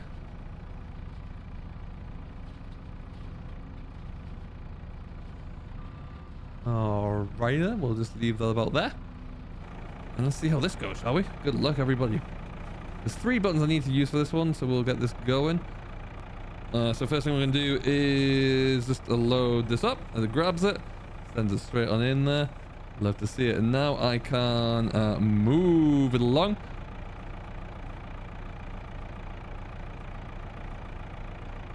I need Z, B, and V. Okay. And then so if I look at this properly there, B is going to cut the log, and then V is going to split it on the way out there as well there. So it can only go to a certain length. You'll see I've got my stops in place as well. So as I move this along through, gonna get to about there.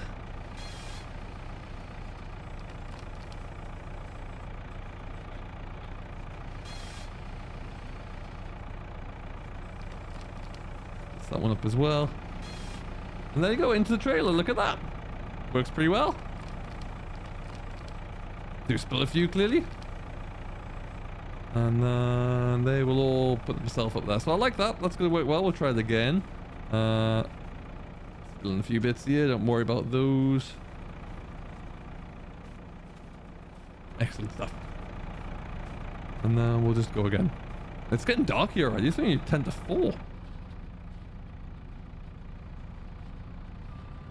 Now, like I say, quite how we're going to get them out of the trailer there, I need to figure that out. But that's, you know, we'll take these problems as and when we can, I suppose.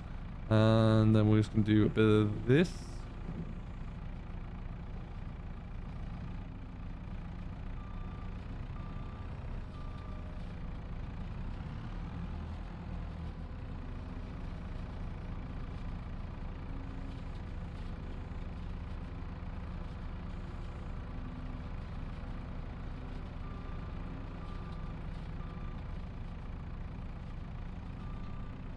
Alright, and then we'll just try and grab one of these. My word, I've got to. Look at that. Awesome. Alright, so what we'll do then is just get this lot ready over here, and then we'll jump back in and see how this is going to go.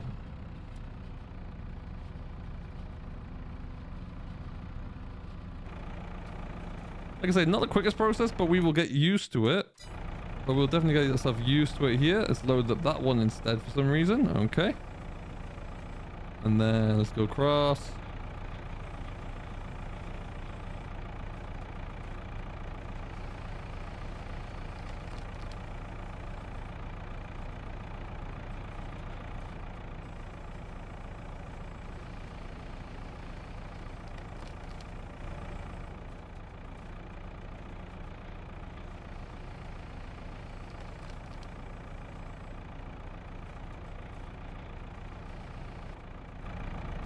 Alright, so in theory, if we go back into here again, we should be able to load up the next one. The next one's already in there, and we can just keep going. So, we're, you know, this will work out pretty well. We can, once we get to a bit of a rhythm with it there, we'll be able to keep flying along and make some great progress here.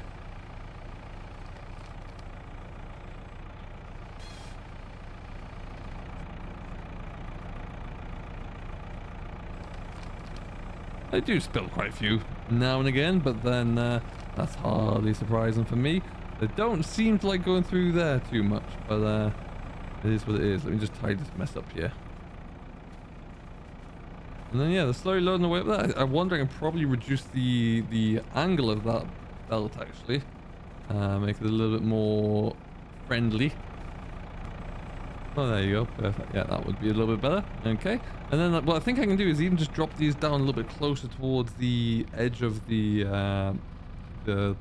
bed here. And it seems to be picking them up from about there. So let's just try that one. But yeah, let me know if you have used something similar or indeed this before yourself. Love to know how you got on with it there. It's not a bad machine, actually. I quite like it. Why aren't you moving now? There you go. If in doubt, a little bit of a shove. All is well.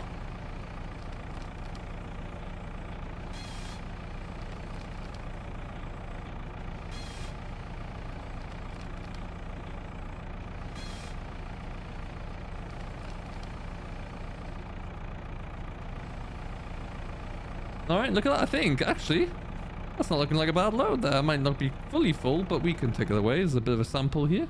Why the heck not? And this is good. I like the idea of this just giving me something completely different to do over the winter. You'll see our revenue just keeps slowly ticking along. And yeah, we're getting into a good space there. Let me just move you down a little bit because you'll inevitably fall straight out the trailer. And like I say, we haven't got far to go with this one, but it'll be a good little opportunity to test it. So let's go and do that. Got some lights on here as well. It doesn't register as a fill type there, but we should still be okay with that. Let's put this into there. There you go. And away we go then. Let's see. Now we're just going to go and tip this, like I say, in the sell point there. Should be fairly straightforward. But this is going to be the test, really. The guinea pig to see how well it works. If there's a future here for us in this as well. Which I'm inclined to think there is. But it's just something a little bit different there, I suppose, after all. And then we'll see how we get on. I will be, when we get back here some point today, or probably 1st of January there, we will be loading up the next load of cars to go, and then that might be maybe half a load after that, but otherwise they've seen us through. Because the grass has gone right back down to 0, we're going to get a very late spring cut of silage off here, which means we planting our next crop as close towards the back end of the planting window as possible, but we'll see. And we'll see how we go. But that's the current thought process. There is a car right behind me shining its lights into my window. And we will get ourselves away. Everything's still staying in the trailer by the looks of things, which is good. And I'm hoping they just back up to the sell point, tip the trailer, and out they go. But I guess we'll find out. Oh, we're away there. Ooh, don't hit that one either. Yeah, plenty to go out in there anyway. Should give us a nice little run around in there. And yeah, I'm very, very looking forward to seeing how that turns out. Okay, so we've been up this road many times before. And you'll see there are the carrots slowly coming along. But right at the end there, we're just going to sling over and tip this. Need to check to see how much is left there actually.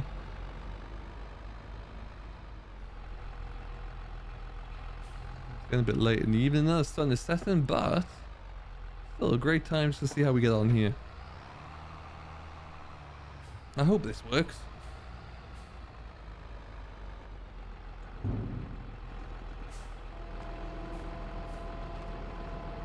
Good start. No, I think I have to sell it though. Oh, it's still 15,000 litres there, so that's going to be about another 5-ish pallets on top of what we have over there already, so about 9. Oh, it might be working. I mean, this trailer is probably not ideal for this, but it will do a job.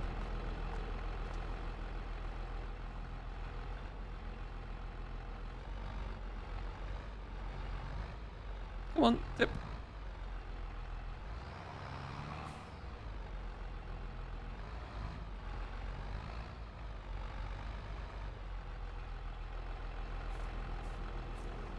And ground control, we have a bit of a problem. Oh, this is working. Good, good. I mean, there's quite a few bits in there, actually. Can I yank these out at all? It seems to be doing something. It's like kaplunk. No, where and how? Do I just come into here to sell wood? Good lord. It's not even the full trailer load. Oh my word. That is a ridiculous amount of money.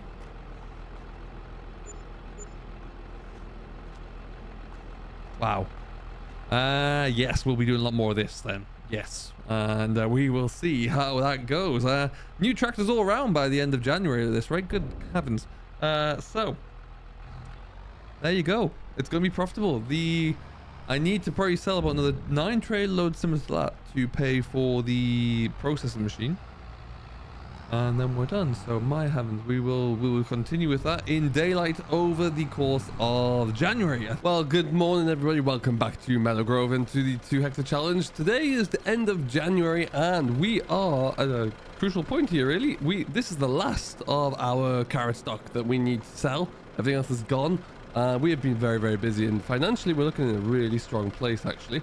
We're going to take this tractor back on up to this yard because what we'll be doing is swapping a few things around. I need to, there you go, get ourselves into gear, that'll help. We've been selling everything off there. We've done really well so far, but we've just got the last of that to come down with a telehandler and pick up. And we've also been working hard on the forestry aspect as well. So that should be looking good. We've been very productive with the forestry. It's making us a lot of money. And with that, I've decided to reduce quite a lot of our loan so far. So we paid off in around about 40 grand as it stands right now. And we'll probably look to just pay off the remaining balance very shortly, actually. and we'll see. But we do have one more trailer load of logs ready to go. And yeah, so that's going to be very, very productive for us there. And still haven't had to fell any more trees. We've only just been tidying up what's been in and around there really so far, which has been very good. But today we're kind of, like I say, we're at loose ends. We're tying a few small bits and pieces up here. So at some stage we will go and sell off the rest of those soup, and we'll get a bit more money coming in there. And then finally as well, we can also look into what it looks like for us to be able to I want to put a bit of lime on our fields because they're in need, and now is a great time to do it. There's not much else happening. And we can see what that looks like, and we'll probably get a few more bits of wood processed as well. But it's all bits and pieces of everything really today, as we push through and wait for the spring months to arrive. I am less and less convinced as we go through winter that I'll be able to get a crop of silage off this field, but we'll find out. We'll see. Aside from what I took off there already, but that is that's an option. So we'll cross that bridge. But yeah, like I say, it's just a few different things that we're trying to figure out at the moment. Revenue wise, the finances, we're doing really well. Along with paying off loans, we're trying to keep it all stockpiled, because I do know and I'm aware we have to lease a more powerful tractor to do the cultivations, but then also lease the ridging machine, or buy the ridging machine as well. So these things will not be cheap. Now I have the tractor lined up, and we just need to, I'm going to wait just to see what February brings in terms of if there's any good options or discounts on any of the machines I need, but don't foresee there being so. As you can probably tell, I am full of cold at the moment, sounding terrible, but we're persevering through with this episode. Get this all recorded up, then hopefully one will start to feel a little bit better soon. But yeah, just something quick and easy that I can get done. And yeah, otherwise I'm really happy with how this has been going on. I like the fact that there's not a single bit of cereal working here. It's just something a bit different really.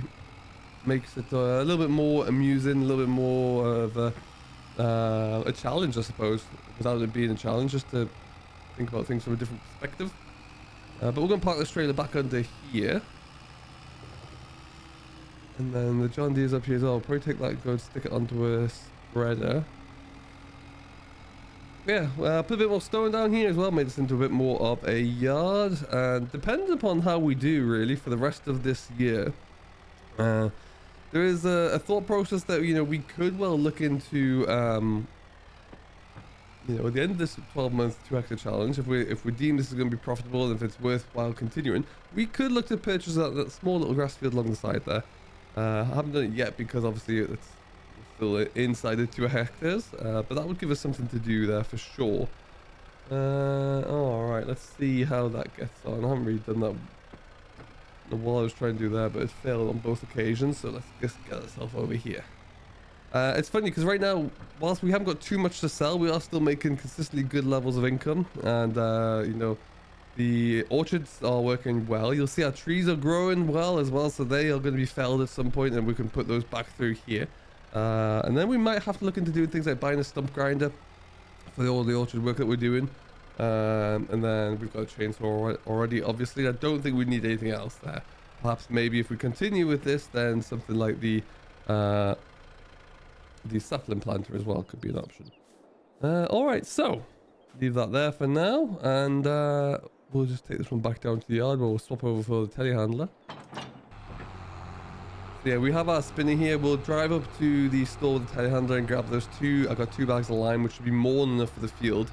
The reason that we now need those is that we are using precision farming as well there, and that is just highlighting that our fields do not have good levels of pH, so we need to correct that one. And once we can, and once we do, then we'll be laughing. So this can just stay down here for now.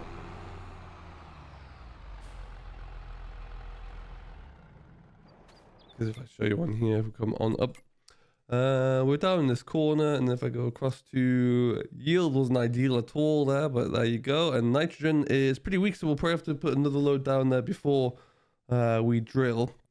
And then our pH is also too far in the yellows. We need it all to be in this green around here, around 7, so that's what we'll get to. So that is very much the plan there. Telehandler though, our shed full of crates is now empty. It's been a marathon effort, but it's been quite enjoyable to work through as well.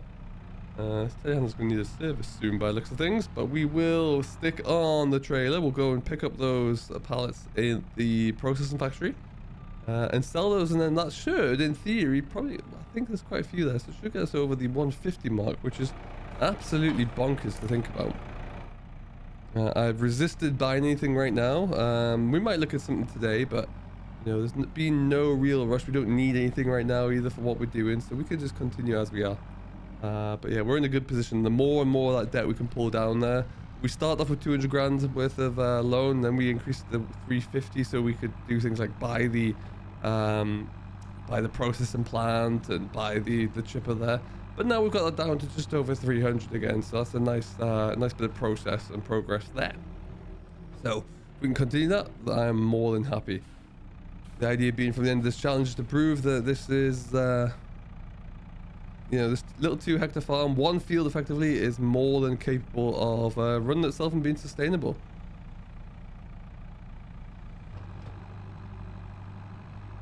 I keep saying this, but I'm so pleased to have picked up this telehandler. It's making such a big difference. Really, really was a good buy. There's nothing too fancy. There is a cultivator slash, oh sorry, a weeder, which is on sale at the moment. It's 6 meters wide. I don't think I've got anything that can pull the thing at the moment. What I was thinking of doing though was actually adding GPS onto the John Deere. I don't see myself getting rid of that tractor at all anytime soon, but having GPS on there for ridging, for example, could be priceless. Or not, like ridging, it wouldn't pull that, but certainly for drilling. So that might be something we add on there. It's not too expensive, but it'll be a good addition for sure. And then at some point, if there was a good opportunity or a good deal for a slightly newer tractor to replace the Massey, then sure, but I'll only do that if there's something on quite new and bigger, but also on a heavy discount. I think that's the only reason why I would take that next step. Massey's doing a good enough job so far, but ideally I need something of around about 160 horse, which is still small wheelbase and nice and compact. That's there's not too many of those out there.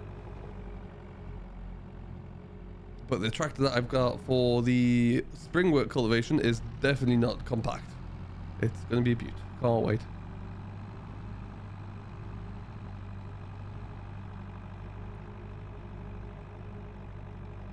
Alright, back to the production point. Just this last few here, what is it, like 9 or 10 I think, something like that. Shouldn't take us too long to get loaded up. We'll just stick this trailer back here like we always do. Get these all on, and then we'll head on over and see how much the final haul is worth.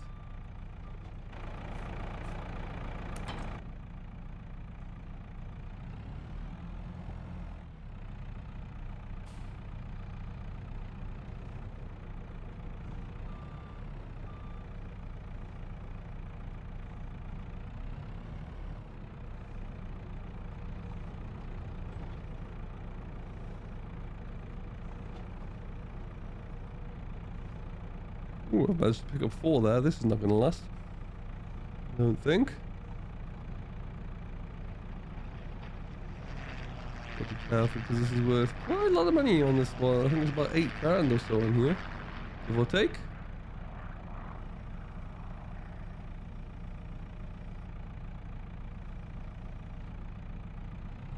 Nailed it.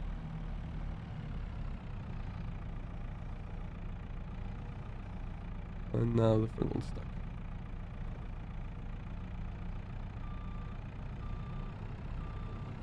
Managed to get away with that somehow. Love to see it. Yes, there's 9 here all in. Which is, there's about 1,000 litres left in the production, but that's fine. We could just sell that right now, but I think we might just leave it there until we come around with the next plant. With the layout of what we're looking to do for the new establishment there, I think I made the decision that we will be trading in our current harvester and going for the side loading, I think is the best way to describe it. So we'll take away the option for the crates here for now. Now that might mean that we're gonna have to get a bucket, because I can't foresee us leading them all the way at once. We'll probably just end up tipping quite a lot into the shed, but that's fine, we can do that, and then we'll worry about that later.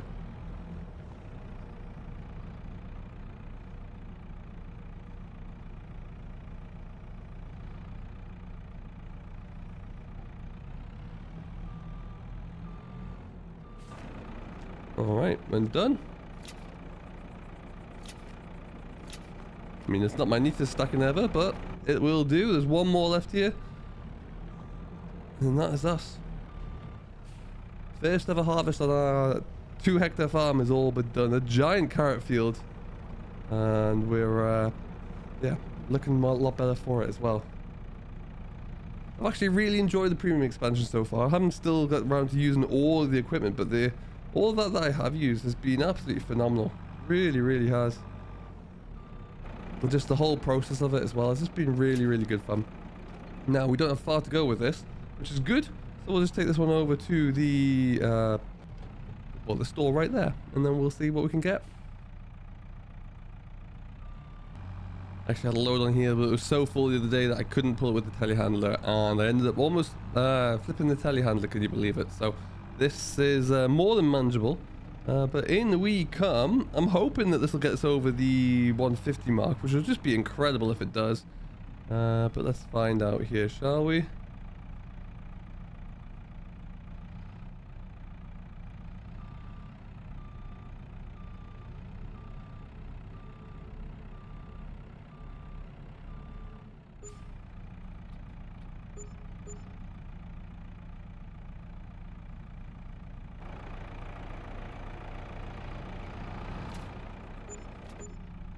I think I need to be a little bit further over there.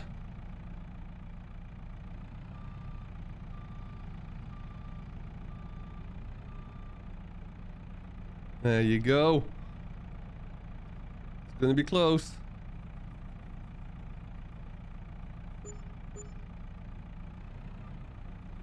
Oh, awesome. Look at that so far. That is fantastic. 154,000 in the bank. Fan-bloomin-tastic. Then we'll probably get that to 160 if we sell another trailer load of wood, which is just nuts. So that will be awesome sauce. Really, really pleased with that. And that sets us up perfectly. It really has. And now, like I say, what we'll do is we'll get this back on over to the yard. We'll probably go and just pick up 2 bags of lime that I bought already. And then we'll get that into the spreader as well, so we can get going with that one. So lots for us to do and keep working on. You'll see as well, as we just come up through here, past our wood on the top of the hill here, you'll see the progress we've made. Like I say, I haven't felled any more trees there yet. Haven't needed to. I've just been tidying up what's been taken down already, which is quite enough.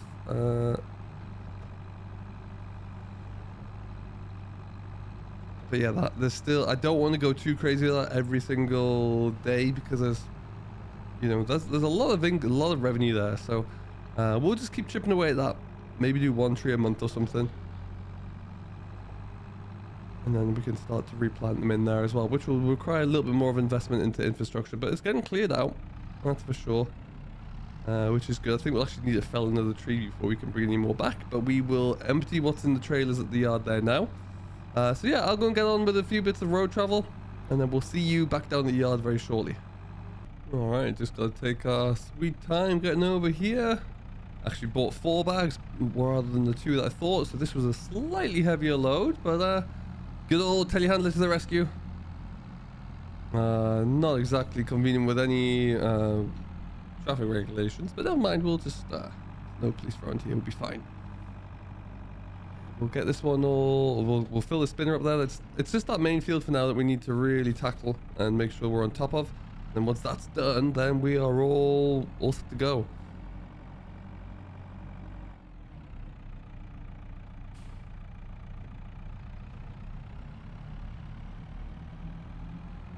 And hopefully we can get this ground in the best condition that it can be in before we come to cultivate and plant. I don't think I'm gonna have to plow again. We'll have a look, see how that's going to work. Hopefully just run the cultivator through it will be sufficient.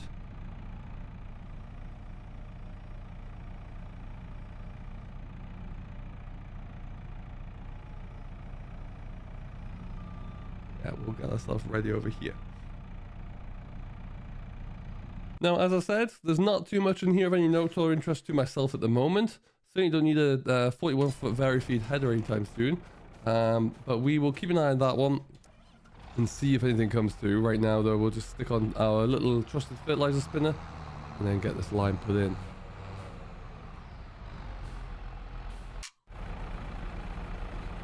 Alright, will one do it? One might just about do it, you know.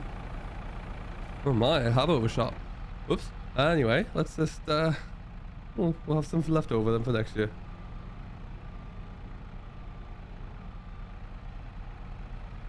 There you go. And whilst we're here as well, just to show you there, we'll pay off a bit more whilst we're in here.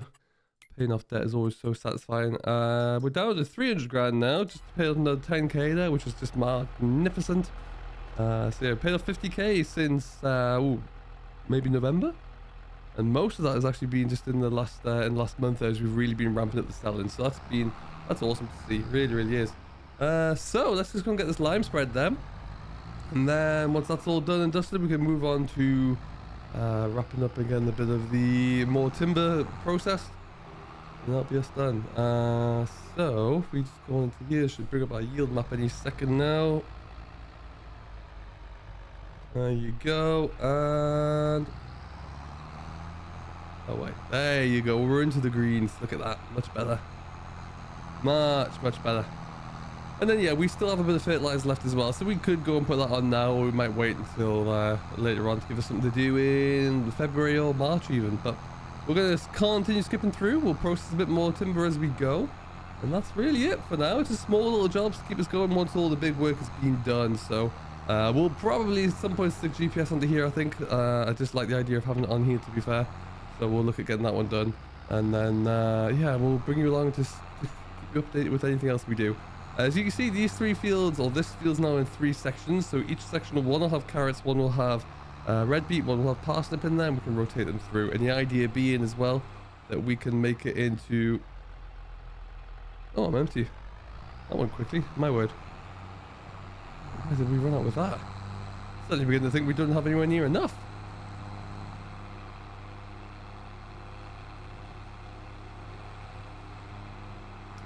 Wow. Okay. That's going to take a lot more work than I initially thought, but good job we got 4. We'll see how we get on. And yeah, like I say, the idea being that we can split this up and manage this like with a little bit of foresight, so we could keep rotating everything through and make it as easy as possible with the harvesting. So we'll see what that looks like when we get the drill out, I suppose. But for now, I'm gonna have to just go and get another load and keep spreading and see how we go into...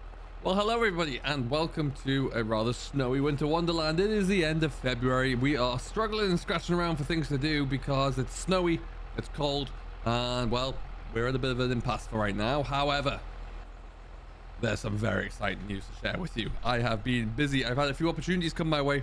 One that I'd kind of planned and thought about, the other one which was by the mercy of the sales gods. I'm going to show you what they are. We're going to go take this load of wood back on over to the processing plant. You'll see we're currently sat at £96,000. We were at a little bit over £147,000. I think we spent a bit, but we've got some money to recoup, and we're looking very good. I'm very excited about what this is going to look like for us, actually, because yeah, like I say, we've invested some money, we've made some changes, got a few more changes to go. I want to put GPS onto this tractor here, for example. But we have made a bit of a change into how we're going to be kind of processing and handling our vegetables when we get to next autumn. So that should be rather exciting then. Streamline things, make things a little bit more efficient as well, and also in theory reduce some of the costs that we'd have to put up with there too. So with that being said, hopefully we'll see some handy dandy improvements. We have been doing about a load of wood a day, which has been keeping the finances ticking on over there. We're now at £295,000 owed on our loan. We've been paying that down quite handily. And yeah, we're still looking really good. Like I say, with a bit more money to come in with from some changes that I've still got to make. So we're just going to park this one right here. We might get back to this later on. But we will very much see. Stick you about there. That'll be dandy. And we can probably just park that here now as well. Excellent. So we're going to leave that for now. Like I say, it's doing its thing. I had thought about changing this out for the processor that appeared recently on the mod hub, but do you know what? I'm going to keep this one. I like it. It's doing its thing. It'll stay there. And we'll probably lose money if we did that anyway, so we're not going to. The apple trees and the orchard are doing their thing. I put a fence up there now and made it a little bit more legit, really. I might put a gate on there soon as well. That's looking pretty good, pretty dandy indeed. And over we go. And we're going to go and have a look at what we've been spending money on there. So this was something that I wasn't really anticipating doing, like I say. So, I had an idea about one of the pieces, or we were certainly gonna make a change for our harvester, that's for sure, and then we're gonna look into how and when that would work. But let's just go over this fence and we'll have a look. It's a change on. We're not gone for the side loading machine from the premium expansion. We're going for something else that's been around for a while and has been converted. It is 4D Modding's 2-row armor salmon. Now we've actually saved money buying this, would you believe? We sold the premium expansion pallet loader that we had. And then this one here wasn't all that expensive actually. So we got rid of that guy. So we got about 35 grand back, I think. And we actually saved about 2.5-3 grand because it was sitting at 32,000. So why wouldn't you do it? Now, what this is going to allow us to do here is 2 rows at a time, obviously, but we won't need to have follow me working with a hired worker following us along the side there to unload. We can just unload at the end because we've obviously got our hopper there. So it's still going to be a one-man job, so it'll save us money there, which means our overall revenue will go, or our net profit there will go up, which is great, and that's what we want to see. I had a blast of this on the mod preview, and I absolutely love this machine. So the more of this we can get, the absolute better it will be for everybody. This requires around about 130 horsepower to pull. Our John Deere is about 120 there, so that wasn't going to quite do it. And then this was available. This was available on the used or the discount section, and it's about 49-ish thousand pounds, I think, somewhere around that mark. And we have maxed up the engine there. We didn't need the front linkage and PTO, so we took that off. So we ended up paying just a shade over 55, I think, for it. And yeah, we've got a used Vulture. It has 17 hours just under on the clock there as well. Nice and simple, but it's got enough power to pull that thing over there. And also it does mean if we are doing any of the cultivation work there, we've got enough power there. We will still need to lease the big tractor in for the Origin, and that's going to be great. Can't wait to get that one done. Probably end of March, I think we might be looking for that. We'll see how we get on. But it does mean, alas, that the 698 is going to be leaving us. So we're going to sell that off right about now, actually. It's been serviced up there, so it's looking good. I can't... The problem is with this map at the moment, there's no sell trigger over at the store. So we're just going to have to sell it off as it is here, because I don't have the option to do it there. However, give me a value there, 23 and a bit thousand pounds there. So we're going to get a little bit more money back, which is great. Which means, yeah, it cost me about 30 grand to update this and that, which I think is pretty darn good going, if you ask me. So it's been a good servant, it really has, but you know, we've made the next step up there. That means both these tractors are good for road work and have a little bit more power to them. So I'm pleased with that one. Neither of them have GPS yet, but we will get that fixed shortly. All right, and there you go. So like I say, there's not a whole lot going on around here at the moment. We've been doing a little bit of work where we can.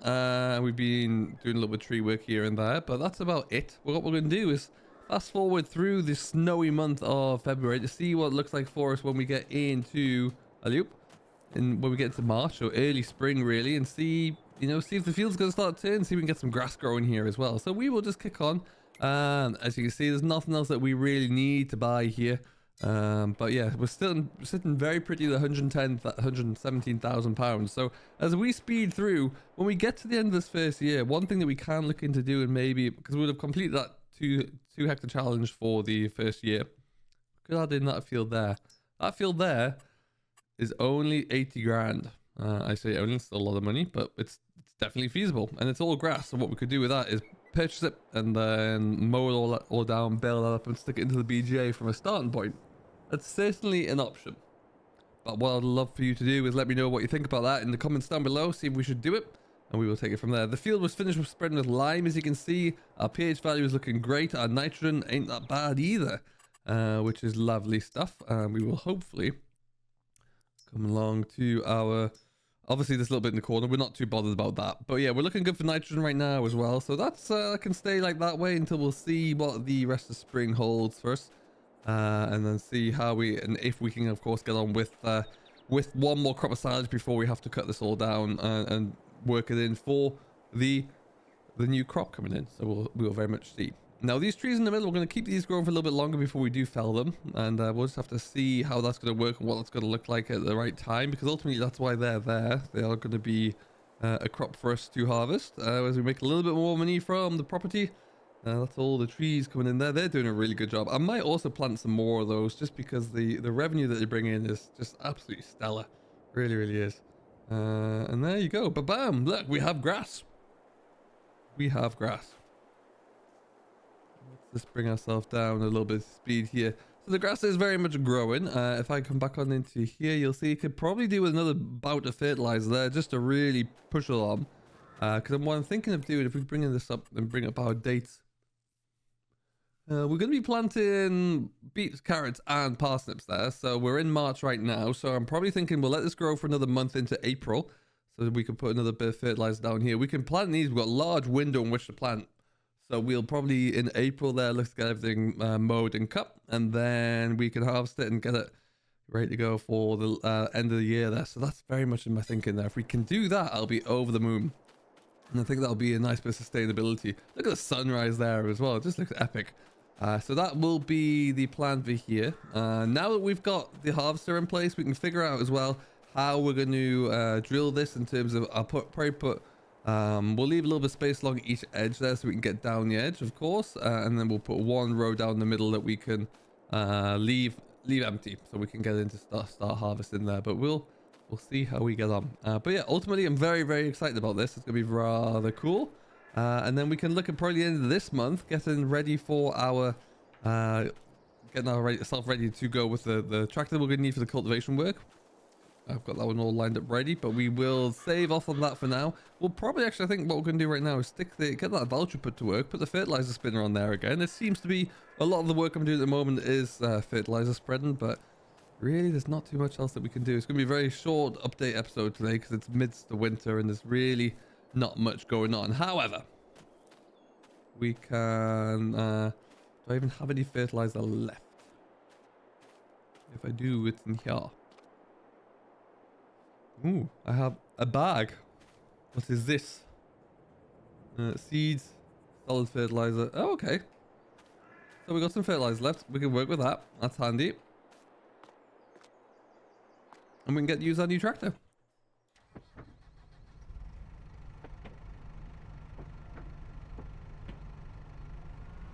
All right, but yeah, I couldn't believe it. I wasn't really looking for this one. I think I'd mentioned in the last episode there that, you know, if something came along around about the 140, 150 horsepower mark and it was a good deal, we'd think about it. And then this rocked up and it just made too much sense not to. It's still nice and small, nice and compact. And then, yeah, we are going to lease that bigger tractor just for the big work. And then once we're finished with the big work, it's going to go back. And that's probably how we'll just keep going, actually, because we have no need to pay extravagant fees for a larger tractor there for sure. All right then, away we go. Beautiful morning here though.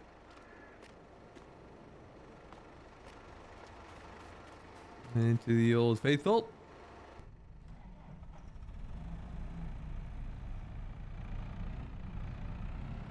This has been serviced up as well recently, so that's looking good. It needs a bit of a wash, of course, but it'll be fine. Let's see what I'm doing. Oh, there you go. We did have to get some more lime as well. We had nowhere near enough. I completely miscalculated how much we were going to need of that, but we've got a little bit left over there now. Go.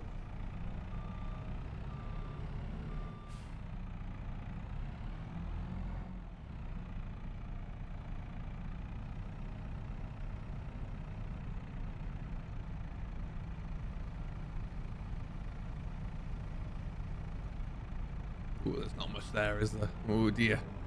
Oh dear, oh dear, oh dear. So hopefully that one's got a bit left in.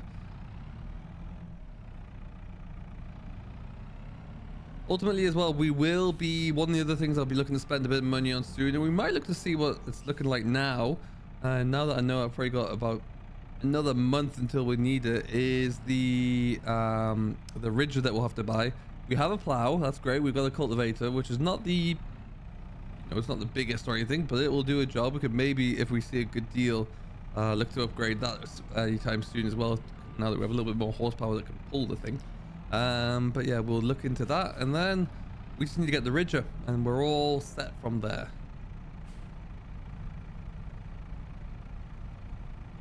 Yeah, these two might not be enough, but we'll get it put onto the field here anyway.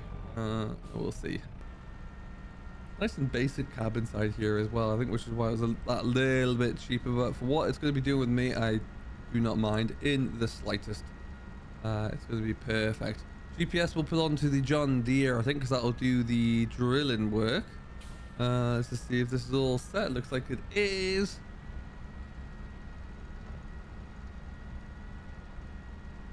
Hopefully that's going to be adding to the... It doesn't look like it's adding too much right now, so we might be stuck as we are, but we will see.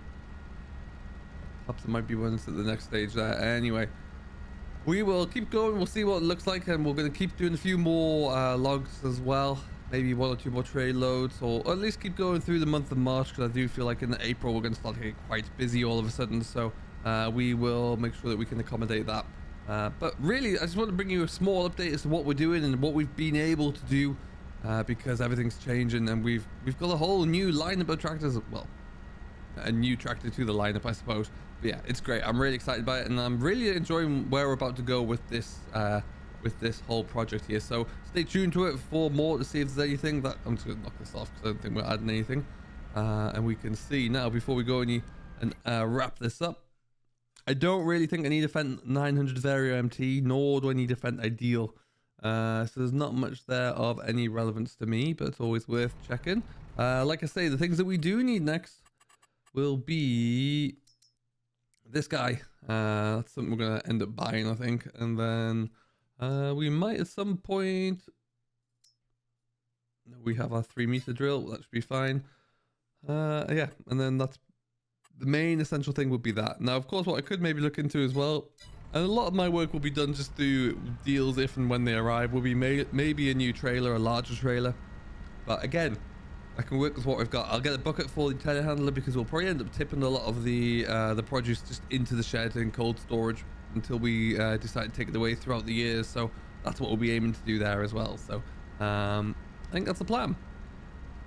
After that failed attempt of fertilizer spinning, I think we'll just leave this here for right now. Welcome back to Meadow Grove, and welcome back to the 2 Hectare Challenge Simulation for the Nation here. I am a genius.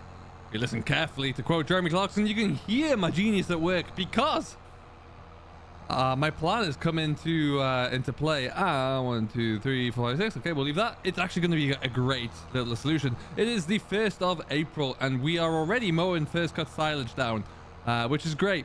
Which means that we can get this field, all this field mowed, baled, wrapped and stacked in the corner. We can leave it out of the way, and then we can cultivate it over, probably with a plow, I think. If not, we'll have to figure out what that's going to look like.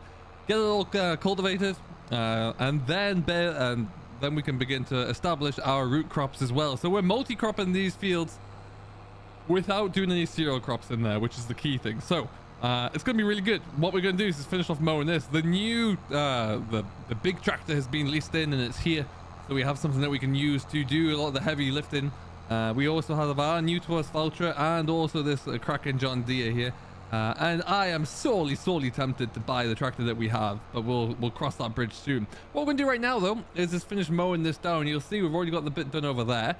We've left in between the trees, obviously, and we're just going to get this all wrapped up.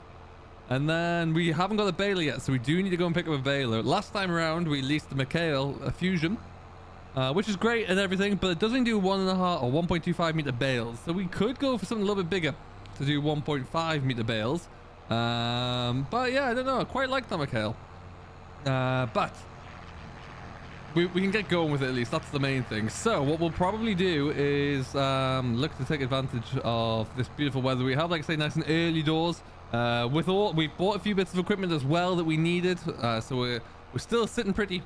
Got a lot of money in the bag there still, which is great, and I'm getting itchy fingers. I want to spend it, but we'll try our best to hold off.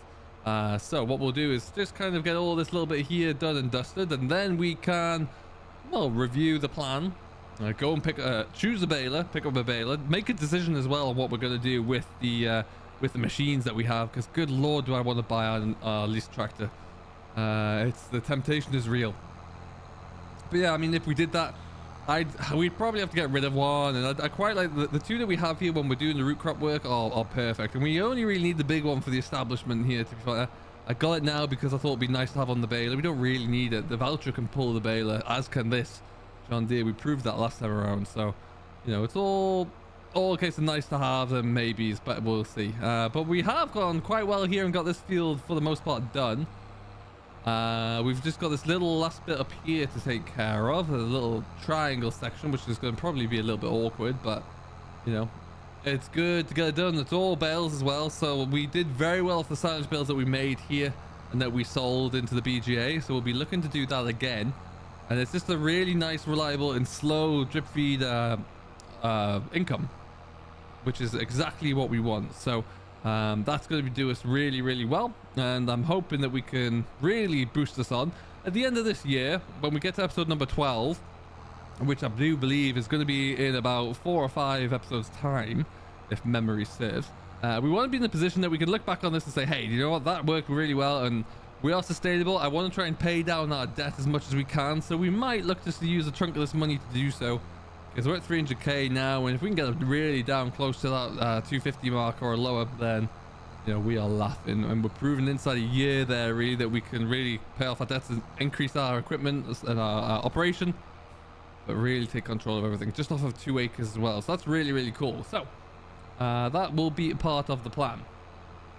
But yeah, we're going to keep going. It is Boxing Day as this is recorded, so I hope you all had a very happy Merry Christmas and you're enjoying time with the family. And yeah, it's good to be back on Farm Sim for a little bit as well and seeing what mischief we can get ourselves into. But we'll keep creeping around here. Make myself dizzy as we go, but we've just got a few little chunks left to knock down and then we're done. You'll love to see it. So yeah, like I say, quite a lot here. We've left the little strips in and around the trees, of course, just because that's going to stay as it is now. And, you know, that, I don't mind leaving that little bit of a barrier until those trees are going to get knocked down. And when they're knocked down, we will plant some more there in the place. That is all going to just be part of the plan, really. Yeah, I think it's working quite well so far. Good use of the field. All right, we'll get this little chunk done. Then we'll have a look at the tractor. And we've got a decision to make with balers. Okie dokie then. Nice and easily done. Let's take ourselves on around. It's a beautiful morning here, the sun's shining. We've still got the tree operation up there as well. To be honest, we haven't done felled any more wood there to put through, but I'm not too concerned about that for now. We can leave it. One thing I do need to do, however, is get this gate open. You'll see ahead of us we've got a new trailer. I decided to buy a new trailer for a couple of reasons. One's a bit bigger, so as we start to cart away from our sugar beet harvester, that will be able to take a little bit more. And secondly, the other trailer, the smaller Marston, whilst we can still use it, is up there as well. But the key thing that you'll see here is our new tractor. Look at that. Someone in the comments actually mentioned that we should get a TW35 or 25, and it was already on the cards. Because, I mean, frankly, why wouldn't you? Look at this thing. It's absolutely superb. Really, really do like this. Now, this could easily pull that. It's only leased, so we're not going to keep it around that long. Main reason it's here is for our new rotavator or ridger that we've bought. That takes quite a lot of power, of which this has many powers, many horses. So it will be used on this, and we may well use it on anything else that we need. I toyed with the idea of getting a 5-furrow plow and trading hours in as well. And there is one actually in our store under this sale here, so we could get that one up to 2.5 meters, so it would be wider, and it's on quite a healthy discount there as well. However, it is 14 grand at 5 furrows there, so perhaps not. But yeah, one of the many options, so that's why we've gone for the Ford, and I think it'll be great for us. Just look at it though, absolutely superb. Now we do need a baler though, and there's a few different options that we could go for, some of which would be ideal really. Last time around, as I mentioned there, we did pick up the McHale, and we used that on lease.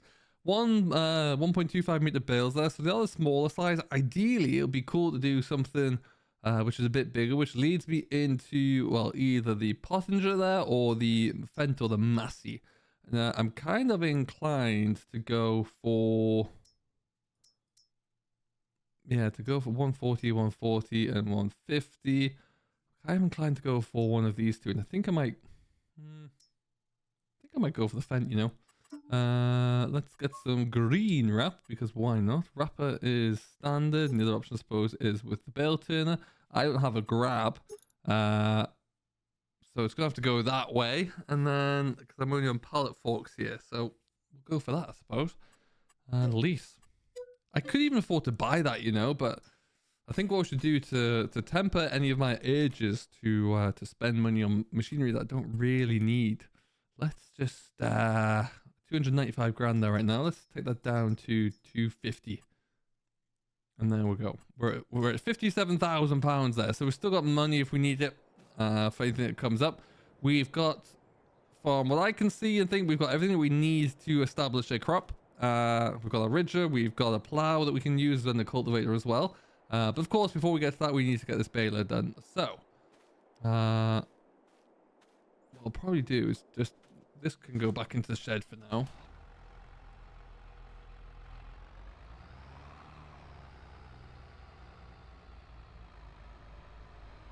And we'll leave this on here. I am tempted to do one contract from a silage standpoint. We'll see if that's going to be an option for us.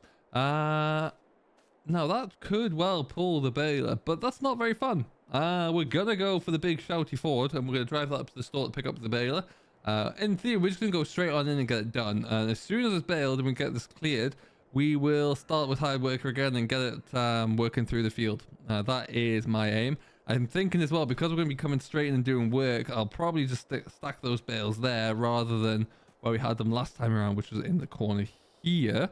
It's either there or... There's not really much space over there. So yeah, I guess it's in the corner of the yard then. And we can really get going and see how many we get. Hoping to get quite a few bales off of here. That would be awesome. But yeah, into the T-dub we go. Massive chunking wheels on here as well.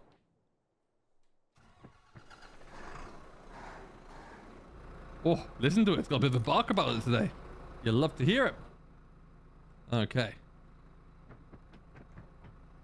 Are things moving here now? Yes, they are. Perfect. Well, alright then. So, sorry,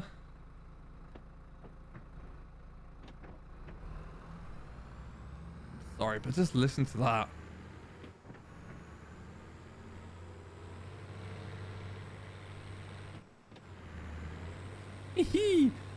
Oh, superb. Alright, well, we're going to pick up our baler. And then we're going to just book it straight on into the field and get going. We haven't got a rake, so we're just going to see how we get on here. And then we can take it from there. This is a beautiful tractor. Ooh, it's a bouncy one. Alright, job done. We're back. And it's straight on into the field. This is actually quite a nice little tandem. I think it's going to look quite good and work quite well for us. So, we'll get ourselves in there and see how we get going. But yeah, ultimately, if I can get, I think we ended up with like 15, 16 bales last time around, something around that. So if I can get close to 30, that might be wishful thinking. But yeah, if I could do that, that would be pretty darn awesome. Ooh, around you go.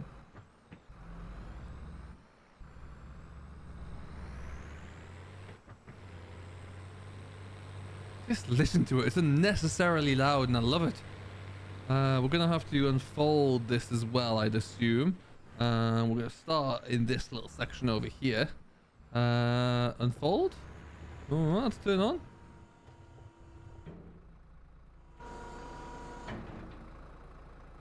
There you go.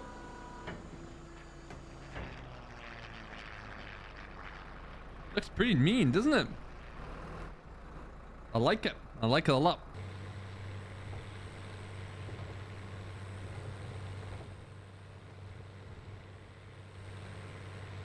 All right, perfect stuff. So we're going to just keep cracking along with this. We'll see how far we get through and what that looks like. And then, and only then really will we be able to start on with the next project. The key is here to get this turned over into a field for root crops as quickly as we can, whilst also making money by having silage fermenting and then being able to be loaded away.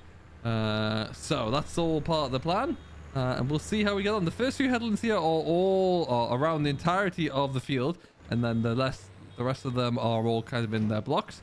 So we'll see how we get on there. But ultimately, yeah, we are away to the races.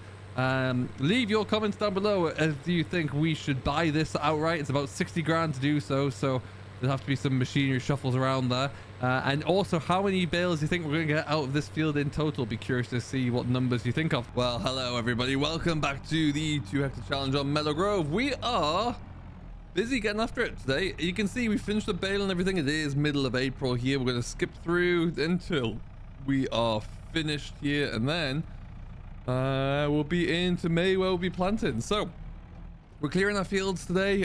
Silage bales are being baled there. These are not, there aren't as many as I was anticipating, but also we have slightly bigger bales than last year. But last year we had 1.25 meters, whereas this time around we are on a little bit higher. So with that being said, we'll just continue to get off what we can. Having to handle them with a pallet forks because that's all I've got, but it's doing a decent job, and we'll see how we get on. But yeah, John Deere was, or the hired worker was ploughing, and for some reason he has stopped, so we need to get him going again. But we'll also just take this opportunity to get this field cleared, and then, like I say, we'll stack these in the shed for now, or in the yard until they are ready to go to the BGA, and then we'll be all set there. We have the cultivator tractor here as well, so the aim is for us to get that going on the cultivator, and then we can look to we're gonna have to pick some more stones, unfortunately, but that's just the way it goes. Lots of stones in this field, it seems. But yeah, before we can do any of that, we just need to get this all cleared out, so we'll continue to do so. There's going to be a few trailer loads here. Now there's been a few more changes as well. I wasn't anticipating this, but something came up. You'll see our finances have taken a drop, and something came up that we do use regularly that we just couldn't do without. So we will see what that looks like, and we're going to just clear this little side off here. A few bales to get going at, so we will just see like how long this takes and everything. But I really want to see why that John Deere hasn't continued, because that would have been ideal. As long as it comes off there, there you go. Who knows what this looks like, but let's have a quick peek, and we can see. Yeah, you can see that must have been the first bale, it's like a smaller one, but that's fine. We're looking good. I thought that looked a bit weird. Let's go get this tractor going again over here first. We've got, everything is looking good though around here. The time frame is working out very nicely. We've got a few more months in which we can actually plant everything, but we will aim to do it early May, and then that will be us looking good there, and then we can move on to, well, hopefully to other projects there, all being well.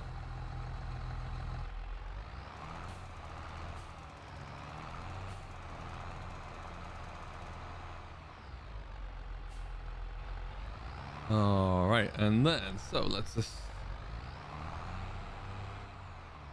move that back over here. So yeah, we haven't done too much in terms of any tree harvest so far, primarily because it's just been a better opportunity for us to do field work. So, and that's how we will continue really with it. Hopefully you are going to continue there. Looking good, so we shall see.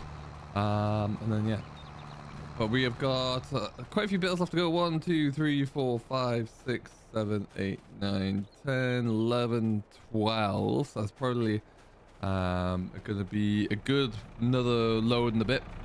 So we'll stick a few more onto here before we move them over. Now, I did ask for any suggestions or comments as to how many we might have here in total. To be honest, I can't remember. I think we had about 15, 16. We do have fewer, well, I think probably around about the same number of bales, but because the bales are larger there, obviously we've got a larger volume. So I think we ended up with about 35-ish thousand litres last time around. So this will be a bit better. It will be a better showing for sure. Good, he's going back up the hill there as well. Wonderful stuff. Now what we've got to make sure is that the plow doesn't plow up through the, or right up to the trees. I want it just to go as far as the grass that we've cut, because I want to leave a bit of a border to make it easier to get in there and harvest with the root crop machine. Just got to be a bit careful with that, really.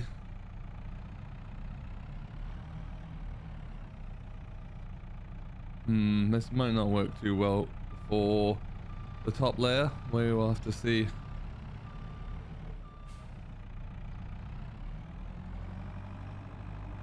In worst case scenario, we can probably just carry them on over there. I just want to get that first field cleared at least, so that the plow Had something run uninterrupted there. Now did the tractor turn around again? He is turning around. Wonderful.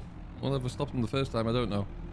But we'll leave him to do his thing. He can keep cracking along there, and hopefully once he's got a bit more space cleared, we can get the cultivator in there as well, which is already set up on the T-dub. Get it to start in its keep after all. There you go. Now, big news that I mentioned there. As we come on into the yard, we shall see this. Now we're going to stack these in the corner here. I think we shifted the shifted everything out of the way.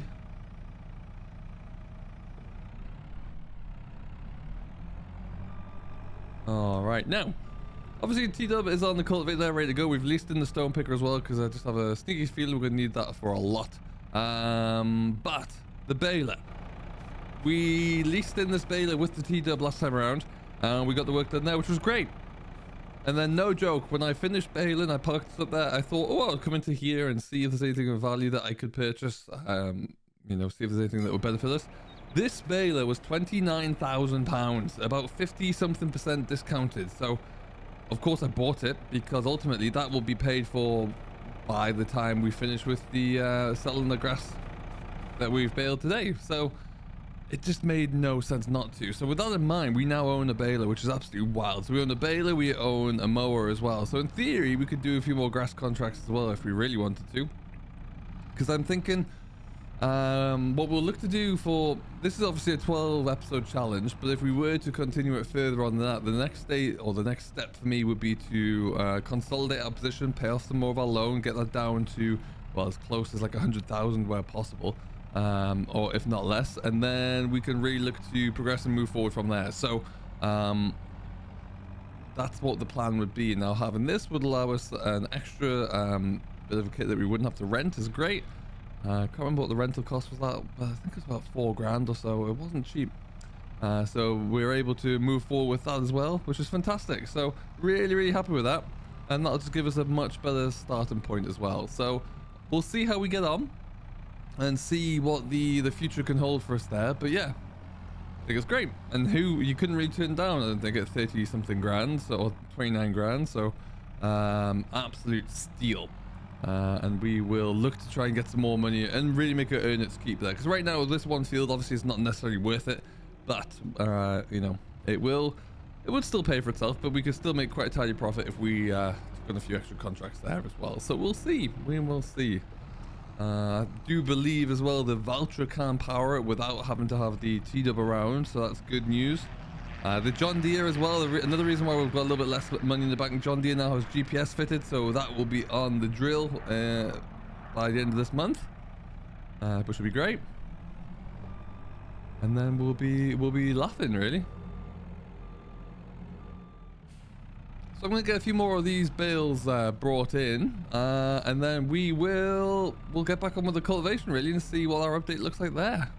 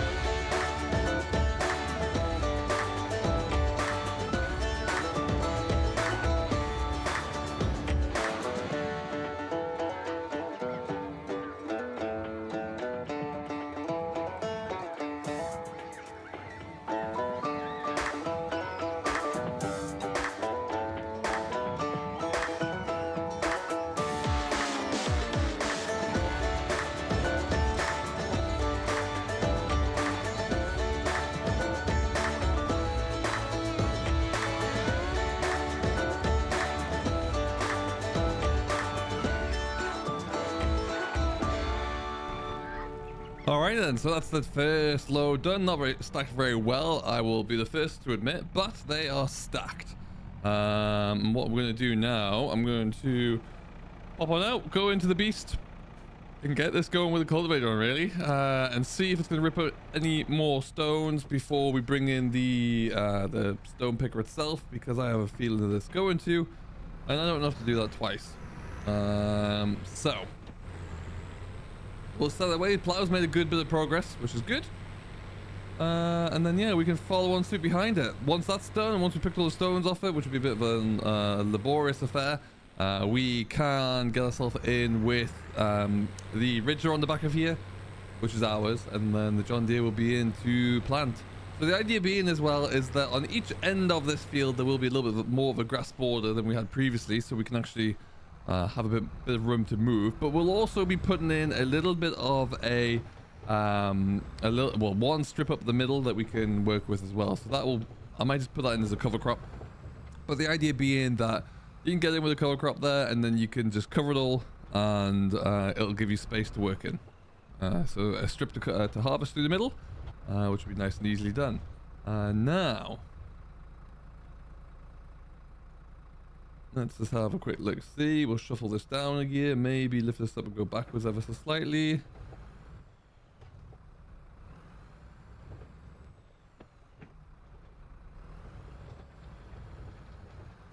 Yeah, like I say, I'm expecting something to come up here, but we'll have to see. We'll do the first pass here at least, as we bounce our way on up.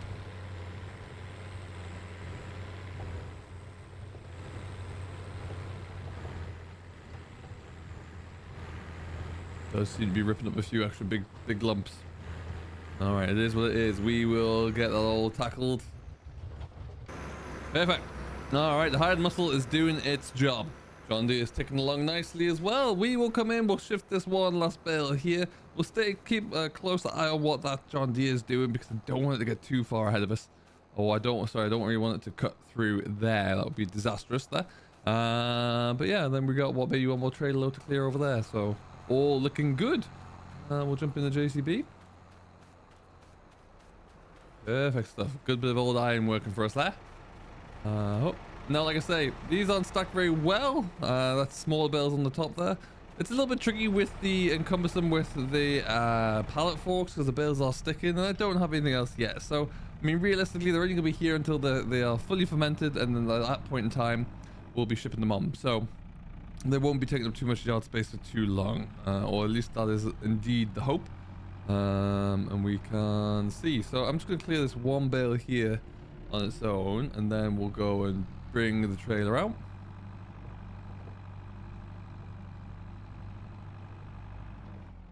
Now, I like how with this whole project and this whole challenge, I really like how efficient it is and self-sufficient it has become. Really allows you to, and gives you a lot more opportunities. And you know, it's one field, but if you do have a bit of smarts about you and pre-plan it there, you're really able to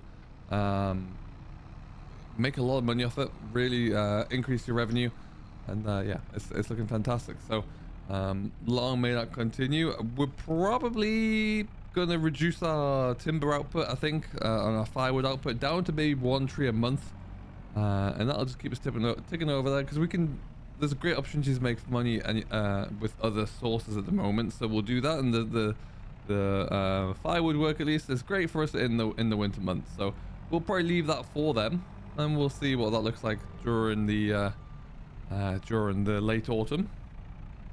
But then yeah, we'll see. It's probably gonna be more, actually, now I think about it, more late winter, early spring, if anything, because the vegetable harvest work will keep us going for a bit longer.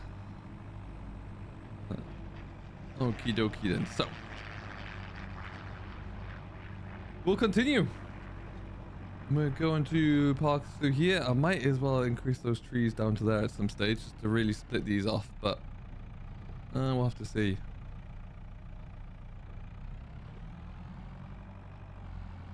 But for now, we're going to leave this about here and go for a walk. I really do enjoy using the older machines. I know we got a new voucher and the JCB on here, but the John Deere, the Massey that we had was great. That Ford T-Dub is just superb, really is, and they're all relatively cheap to purchase and acquire.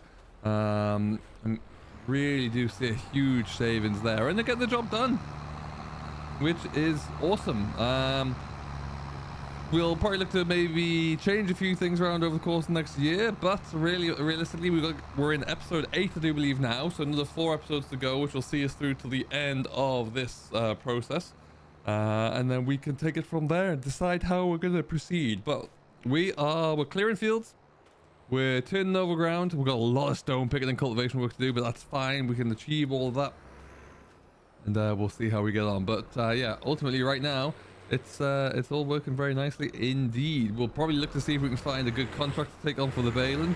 Just one, just to help pay some debts off and to you know, keep a little bit of money ticking on in. But we will, you know, always look to see what that looks like. I don't like taking advantage too much with silage contracts. I still think that's a little bit iffy sometimes, but it's time for us to start using this voucher a little bit more. It has 17 hours on the clock there, but a lot of those aren't hours, so we need to get this a little bit more work.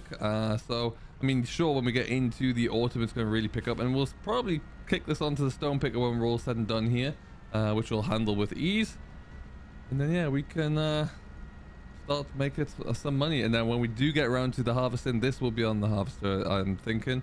And we'll see how we get on. Well, hello everybody, welcome back to late April here on the 2 hectare challenge. We are drilling. The fields have been cultivated, plowed, cultivated, and stone picked. We are now drilling. I am in the voucher. I've got the grass seeder on the back here, and I'm just putting in an extra little buffer around the edge of the field, something that will allow us just to have a bit more turning space, really. An extra 3 meters there will go a long way, and then we're looking good. So the big T-dub is grinding away, doing what it's supposed to be doing, which is fantastic there, and it should hopefully be just about finished there, I'd imagine. And he is ridging.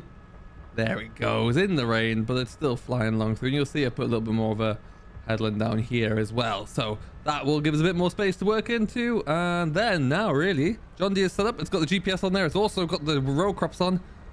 And it's time for us to come in and get ourselves going here, so we can get drilling. We're going to be drilling carrots, beets, and parsnips, and that will be the next crop to come through there. So we'll try and get at least 1 block done here now, so we'll see some good growth before the beginning of May, and the rest of it we'll finish up when we need to. But first things first, we'll just stop this here, lower our tool down, and turn it off.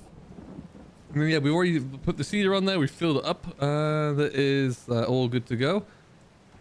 It doesn't take a lot of seeds though, that's the JCB, so we will have to bear that in mind and get the telehandler out with the bag, but we are good to go, which is great.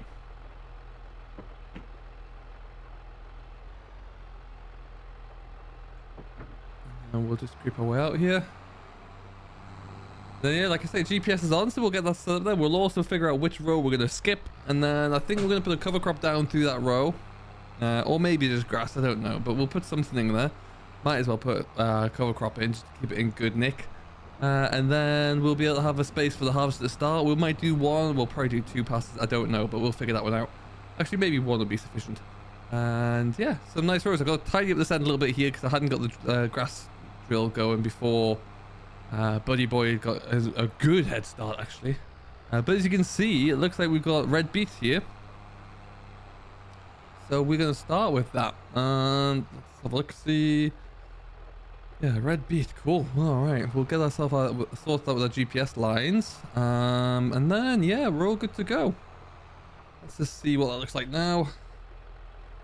Turn you on, do that, perfect. Auto width is going to be about that. And then we'll try and line her up obviously with the rows that we've made.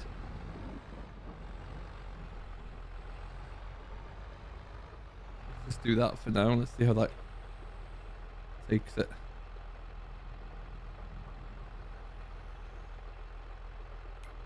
Let's change that from AB.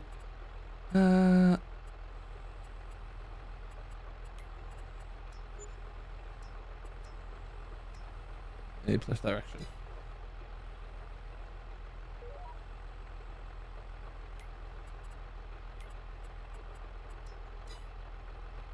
Okay, okay. That marry up with the width. Not quite. What width are we working here? Let's double check that.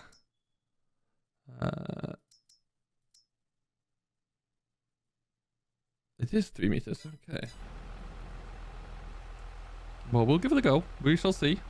So we are...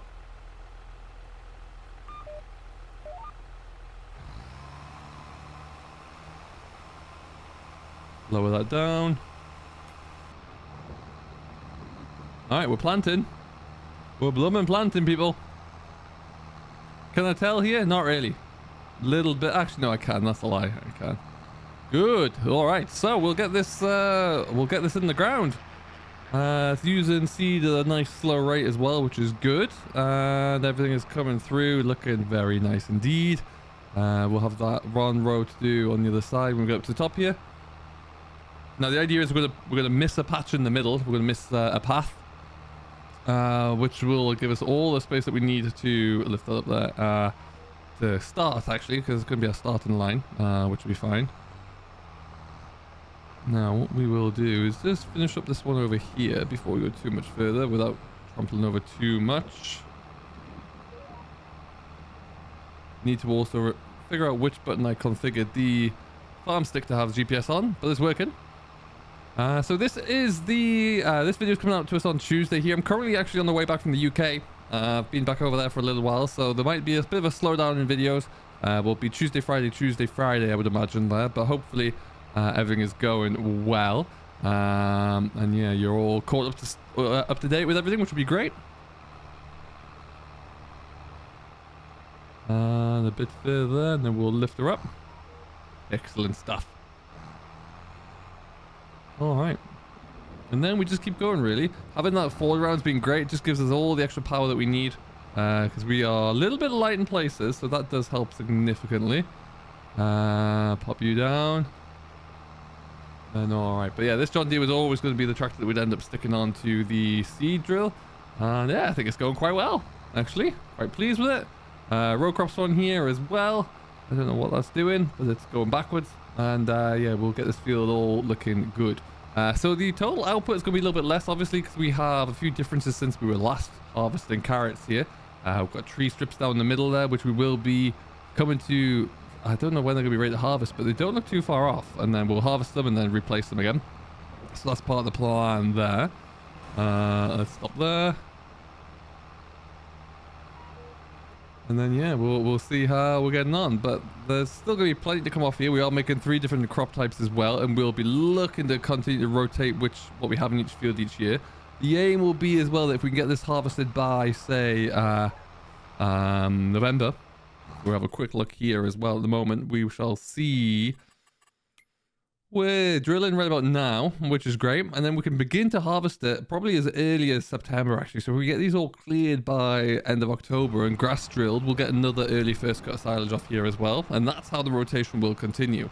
Or would continue. Now, we need to decide, of course, if we're going to continue this map going through. I do like the idea of having these little challenges.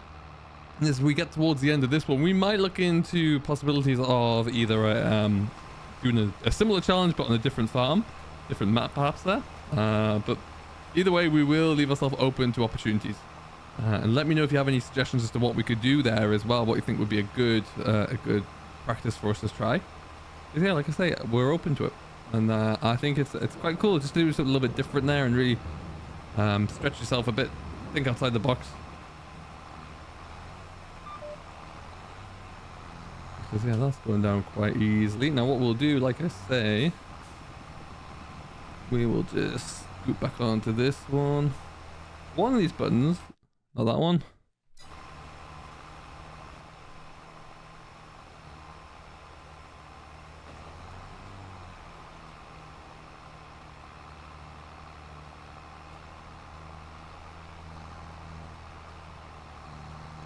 So we'll get to the top, back down again. I think we'll also just take some time to shift that forward over to the bigger section of the field to get the ridges going into there as well. And then we'll tidy up the ends out with the cultivator, make it nice and neat and leveled off. And then yeah, we're pretty good just to keep drilling on through, really. We'll leave 3 meters there, should just be about enough for the harvester to get have plenty of space to get cracking on with, so that's what we'll aim for. And then, like I say, up here might not be quite enough space there, but it'll do. It will do. Better than what we had when we started in this field anyway, because that was right up to the boundary. And away we go. Easy, really. And the sun's come out to help us with it as well. Absolutely fantastic. Once we get this done, now that we've bought our own baler incredibly as well, we will be looking into options for a few contracts. Maybe just one, I think, just to tie us over a little bit there without going too crazy. And then we'll probably, because we're going to be finished this quite early doors, we'll look to get a little bit of some kind of forestry work done as well, I'd say, just to fill out the month of April, because I feel like the way things are looking there, we could be quite quiet. So we'll have to fill a day in somehow. Now, where are we? We're halfway-ish through. What I'm going to do is maybe skip a row here, come back to this row, get lined up there.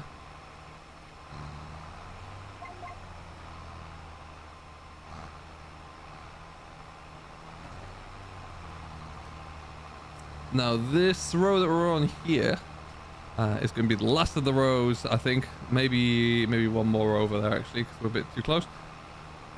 And then we'll put our harvesting row through the middle there as well. But because of the sunlight we have there at the moment, we could also even just skip a row with the GPS there to speed things up a little bit if we really wanted to. And that would get us going through quite nicely indeed. But we won't. We'll just get this all tidied up here on this one. I do like the ridges, and this is the first time I've actually got around to establishing a new crop with the premium expansion there, and the ridges are really good. They look very, very good indeed. So I'm quite happy with that. I'll loop around onto there. GPS in. And lower down there. Excellent stuff. Yeah, it looks fantastic with the sunlight on here as well. It really, really does.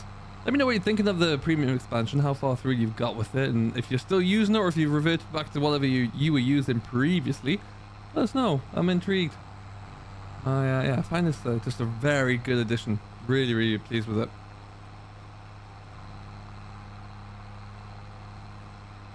And something I wouldn't have done up to now, actually, I don't think, really, so that's all good. Okay. Disconnect that.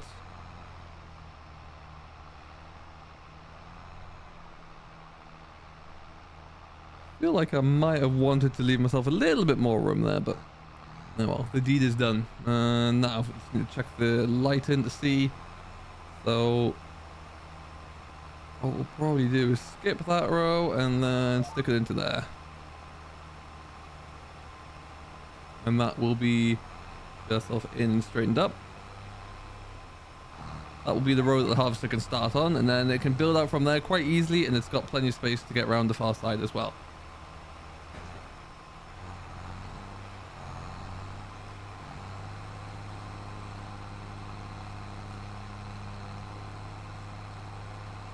And we're not looking too bad for seed. We use about 2/3 of it to cover about half of this field, this section here, or this block, so that's not too bad. And I think we'll have to tie it up just a little bit along the edge there. Looks like it might be okay, but we'll have a quick peek with the Ford. And then we can get the big beast onto the other side of things as well, which is pretty cool. And then you can stop about there. Wonderful. If I go and you... no, we won't try. Okay. GPS for the win there. Absolutely. So, the Ford's got the bit... I think we'll probably leave that and just keep it nice and square. Yeah, I don't mind leaving that too much. We'll probably just come up to the top and finish that little bit off there. And then we're all good. We can even bring the grass drill back in just to give us a little bit more of a buffer there. But ultimately, it's working well.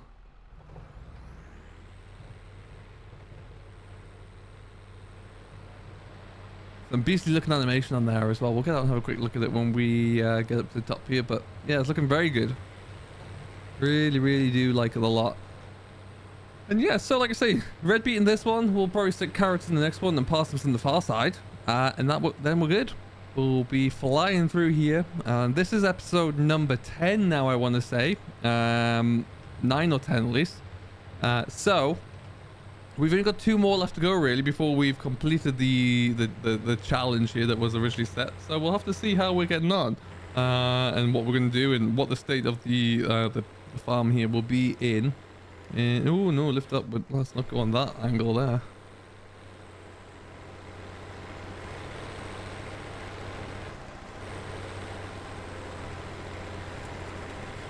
There you go. We'll just finish her off here.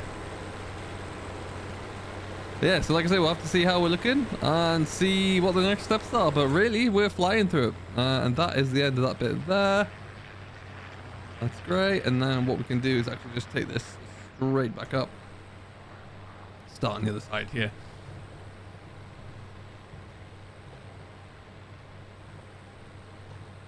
We got rid of all of those big stones as well. It's about 2 ton now sat at the bottom in the pile down there, which is pretty steady going.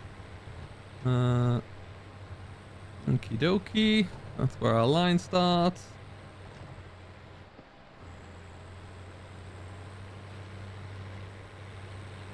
Down it goes, and away we go as well.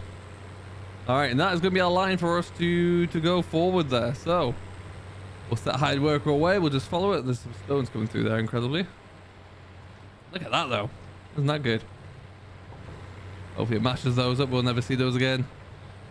Ah, no, they're right there. Can't pick them all.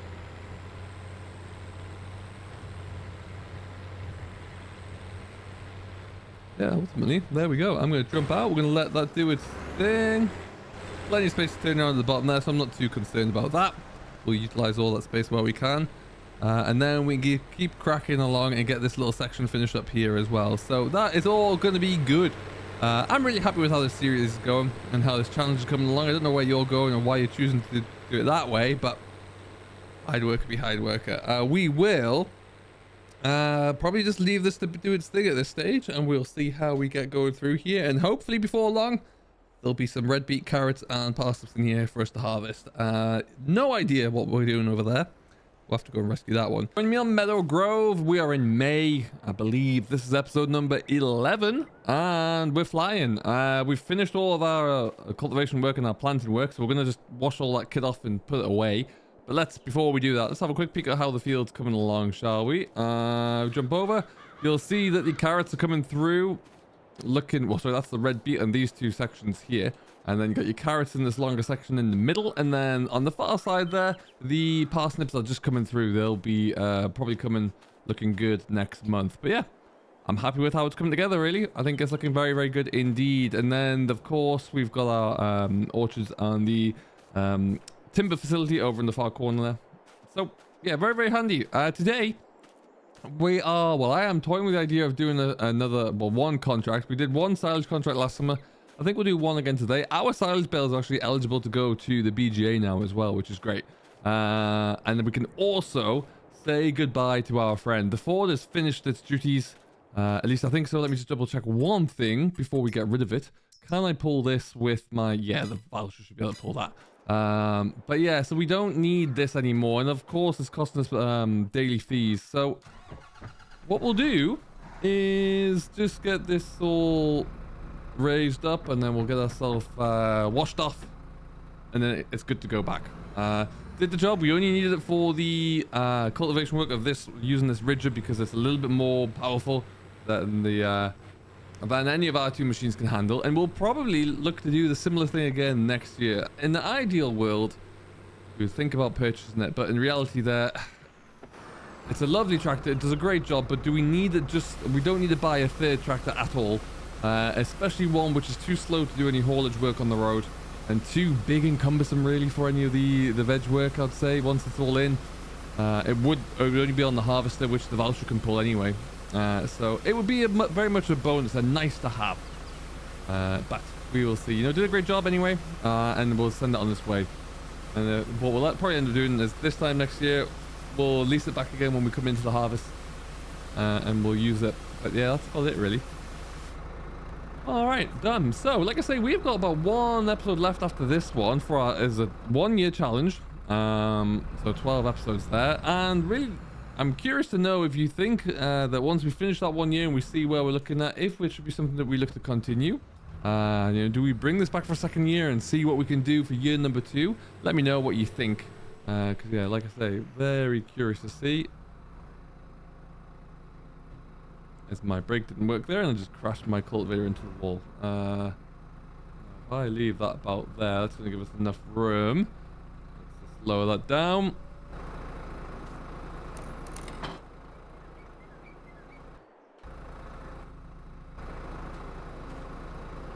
Looks like it's all off. Perfect. Excellent stuff. Alright, so we'll park this here and this can be shipped away. We'll ring them up and tell them to come pick up the tractor. Nicely done. Stop. Okay. The John Deere as well, we can get rid of the row crop wheels on here and we'll stick it onto his regular wheels. We'll just clean everything down, put the drill away as well.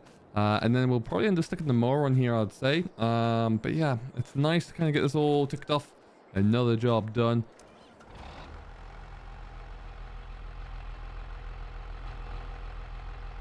Okay, and then we need to splash of fuel into here as well by the looks of things. Okay, this tractor's a handy little tractor. 18 and a bit hours on here from new, really. So it's been an absolute workhorse for us. And it's just really working very nicely indeed.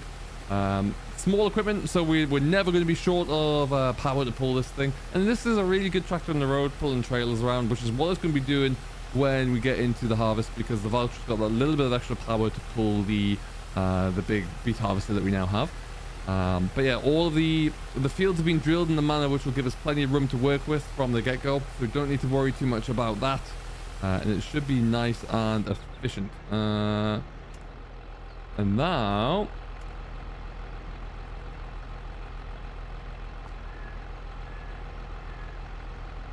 there you go. Just fill her up.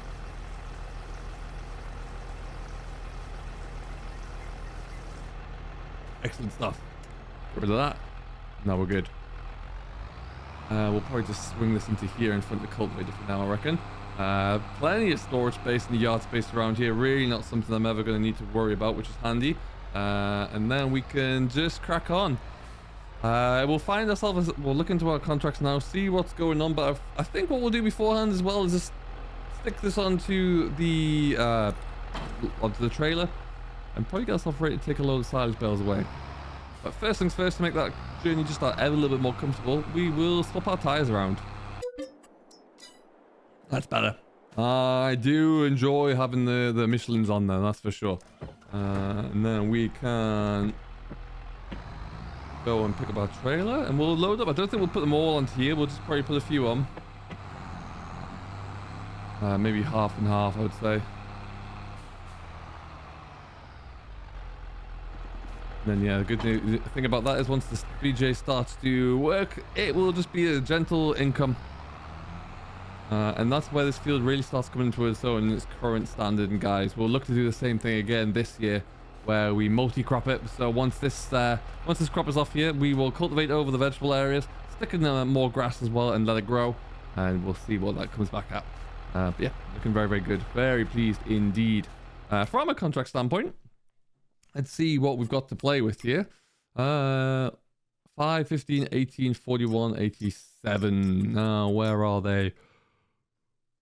5 would be a good one because it's, well, it's not very close at all, but it's the closest, I'd say. 41, 70.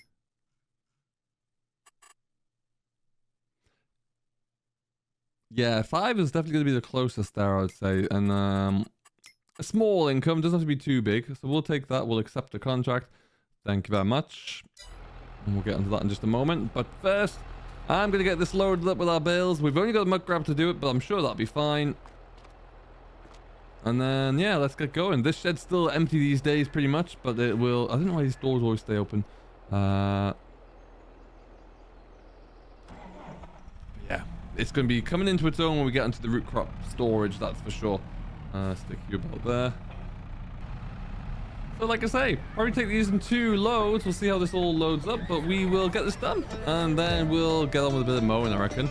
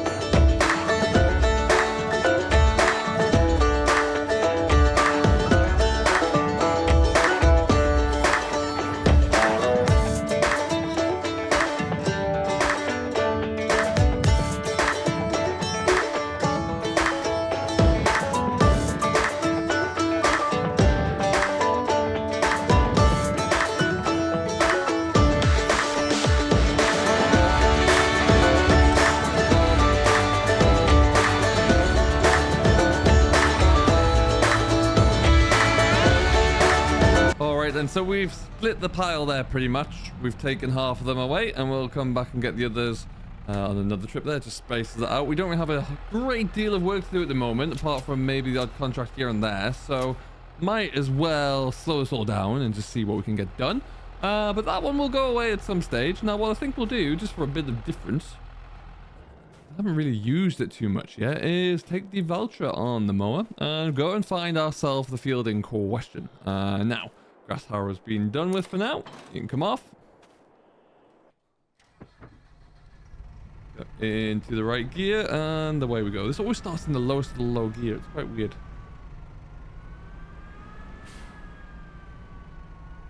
Okay, stop there.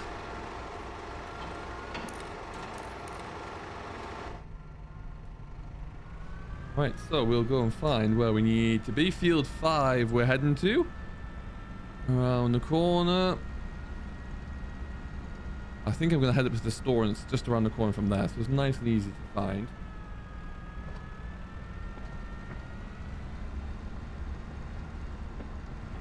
And then, yeah, what we'll continue to do, I think, is 1 tree a month will fell. And then we can get that process through and sold. We're not going to do too much of it.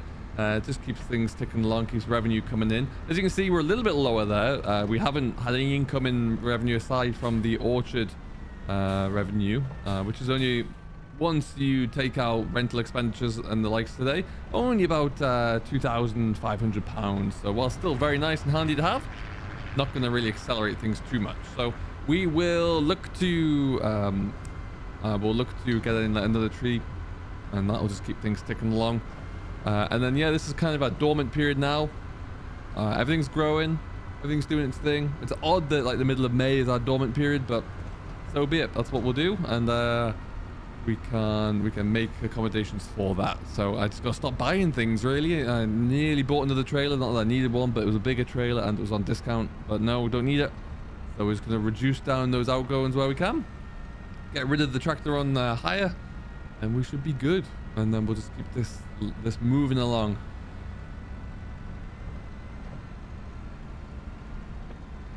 All right, and up the hill we go. Perfect. So yeah, we've got quite a long way so far with on just those 2 acres there. A lot of equipment purchase, a lot of development, but it's working out well.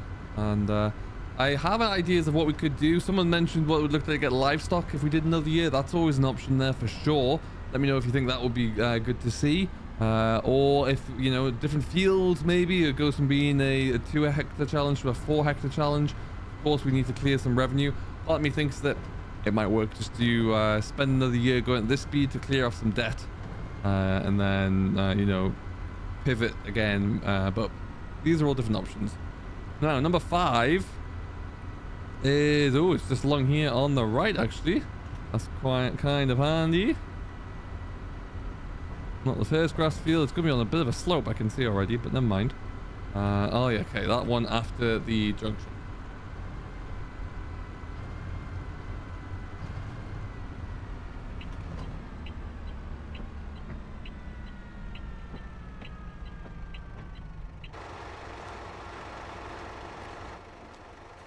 Mowing with a view. Look at that. Wowzers. My word. Okay. All right, get that folded out.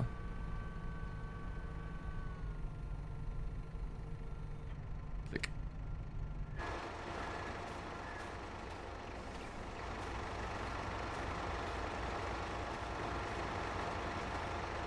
Decent little setup. It'll work for me.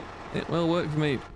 Certainly better having this than... I love that little old nasty there, but I just don't think I had enough guts to it. Wasn't going to be able to do enough for us. Anyway, power you on. Lower you down. And full send. Not a very big field here. We're going to have to mow it across the way just so we have half a chance of pulling the baler wrapper back up it. And then we can hopefully get this done and dusted pretty quickly, actually. We won't bother raking it. Primarily because we don't have a rake. And also it's not that big. We'll just take the swaths as they are.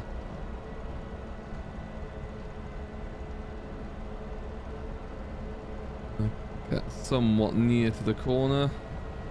All crop of grass on here, is there ever? Wow. And I actually remember this field from the Meadow Grove Dairyman's Diary series there. And yeah, this was a chronic one to bale. So that's going to be fun. Yeah, we will keep going anyway. We'll get this knocked down. We'll get it baled up, wrapped up, sent away. And then we'll just keep pushing through May here. Next episode will be the final episode on the initial challenge. So we'll bring you on to see what's happening with that one. But really, like I say, this is dormant period. We're not doing too much. We're not doing anything too crazy. And we'll see how we get on. Gentlemen, welcome back to Meadow Grove for what is the final episode of the first year of our 2 hectare challenge here on Meadow Grove. My name is Simulation for the Nation. Welcome along. Hope we're doing very well. Today, we're going to review what's happened over the last 12 episodes and make sure that we are, well, make sure what our next steps are and finalize what our next steps are going to be and just kind of review how successful we've been, what worked well, what we might want to change.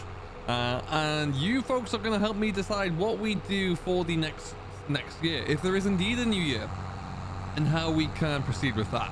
We're just on the way back from sending the next load of silage bales over to the BGA, and that is us done. We finished our contract off as well. Oh, not so long ago now.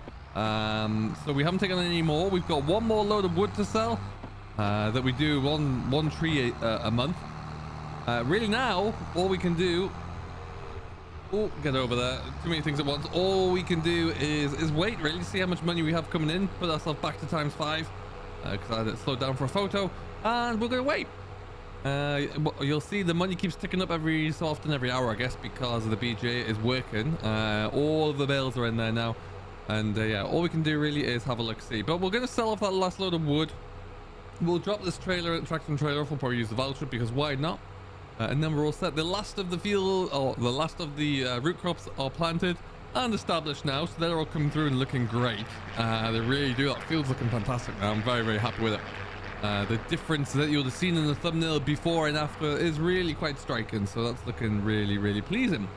And then yeah, we'll see how we want to proceed, really.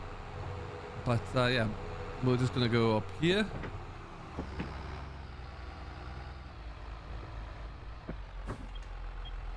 There you go.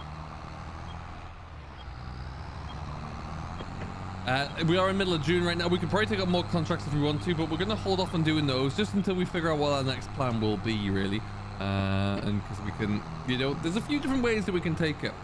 And I think where we stand right now is quite a unique position because we can't just, you know, see how we continue. I reckon at a guesstimate there, by the time the silage all goes through, we'll end up with about probably another 30 grand or so, I would imagine, which is an awful lot for silage, but there we are. Astronomical levels of income, but hey ho. We're just going to spin this tractor around here. It's incredible to see how much machinery we have, all of which that we now own as well. That's really, really cool. Very happy with it. And we're going to kind of review through now, actually, where we are and what we started with and how that's going. And we'll just drop this trailer about here. And we'll park you about here as well. Done and done.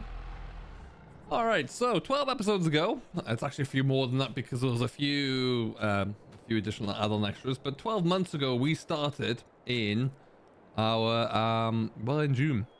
We're in July, and we were middle of summer.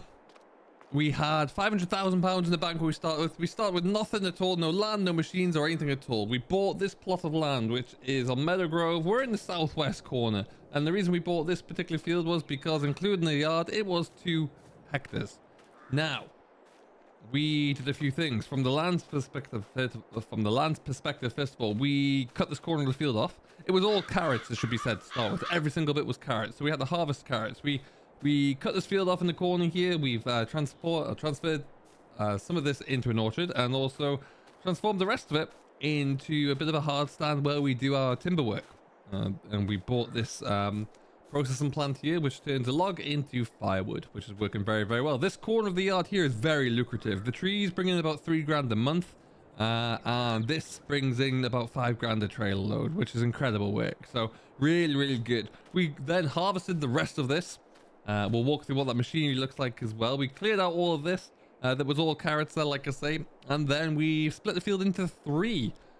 All split up by a line of trees in the middle. Those trees will be harvested as well and then replanted.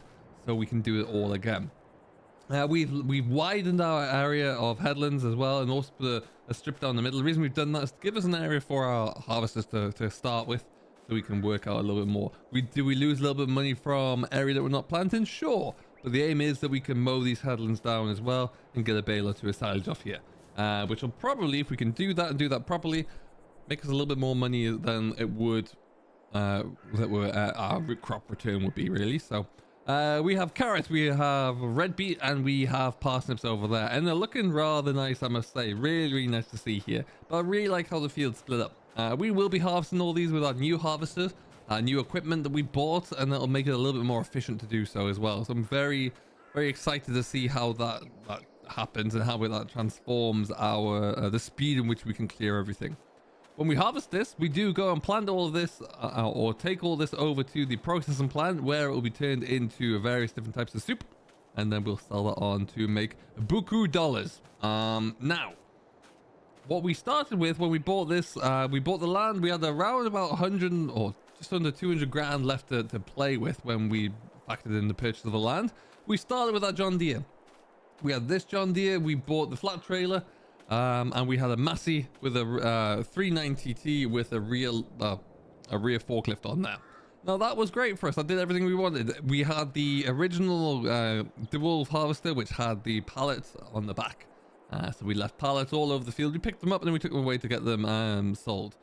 Since then, look at all the machinery we bought. We do capitalize and we do lean on the sales system a lot to get reduced value, but we have paid full price for things like the ridger that we need to lease the tractor to use.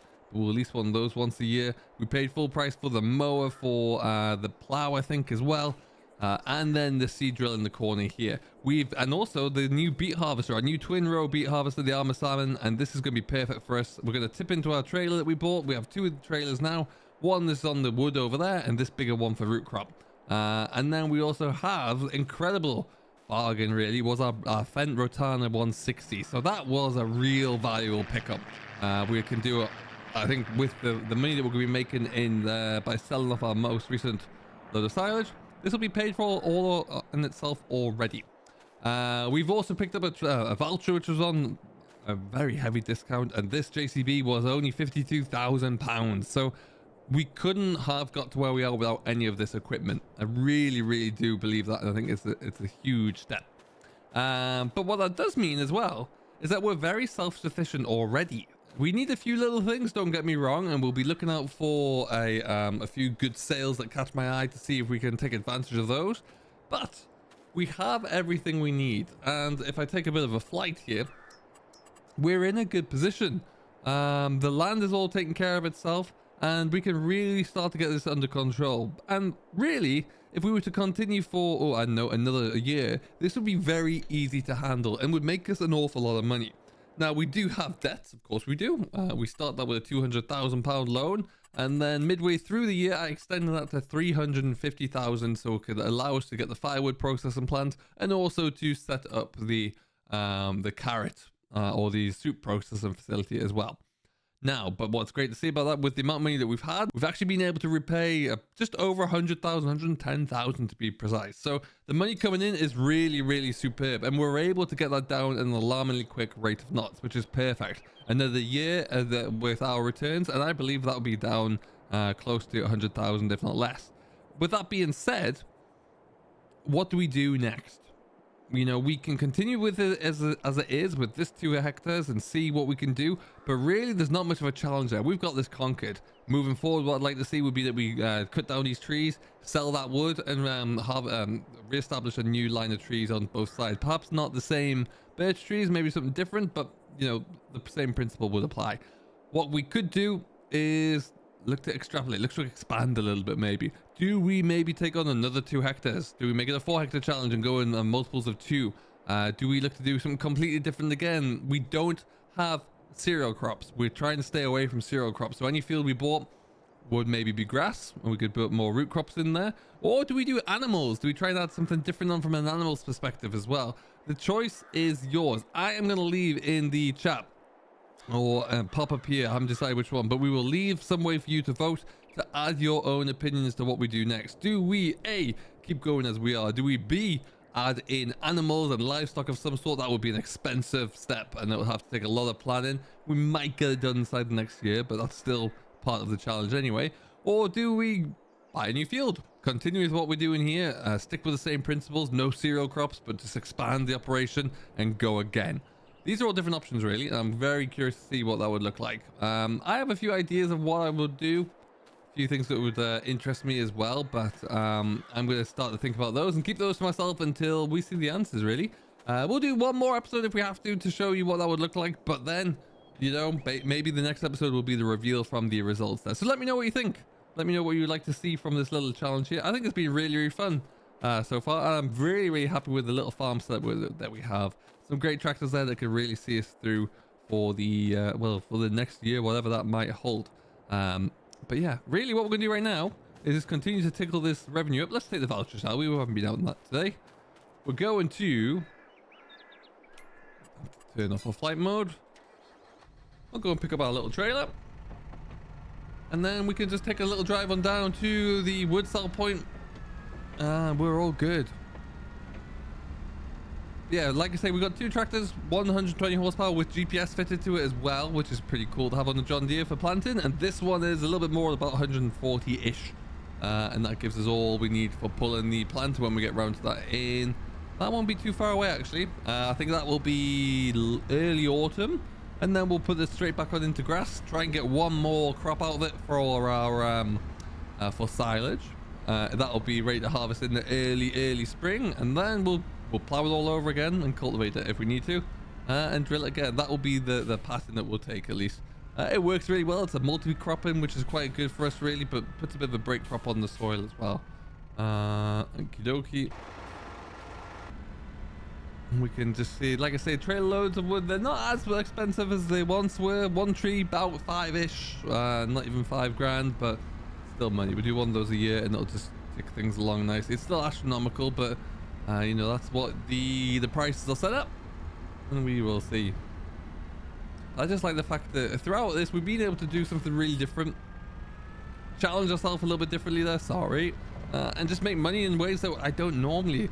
Since the premium expansion came in, I've done quite a bit of root crop harvesting, but it's something I never would have done prior to it. So it's a great little addition there for sure. Really pleased with it. Let me know as well if you tried anything similar to this, how you got on if you did, and what you chose to do. And yeah, what you think would be a really good option. By all means vote, and then put your comments down below as well as to what you'd like to see if we did go for livestock, for example, and if we didn't, what your option would be for a different type of crop. Remember, we're not doing regular cereal crops. We're trying to stay away from that, just for a bit of variety, of course. But, you know, we'll always look at all different options. Oh, that's a bit of wood. I'll have to come back for that. I've seen some trailers online as well, which would be perfect for this, but we won't buy another trailer yet. I don't think we need it. This little Marston that we have on the back here.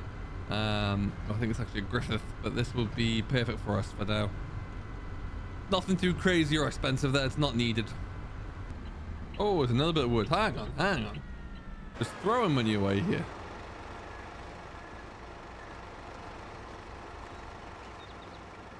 Not made of money.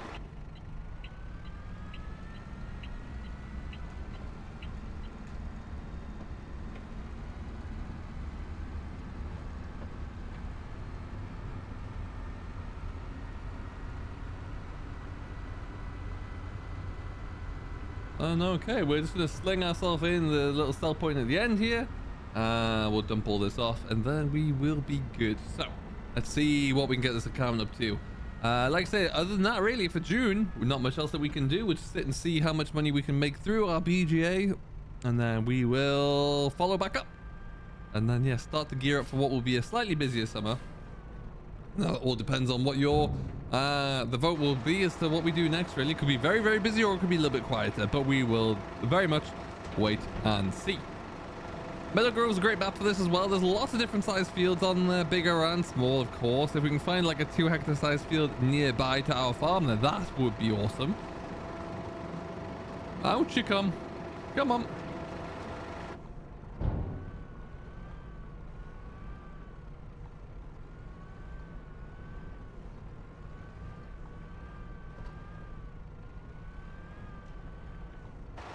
I think I can sell it about here.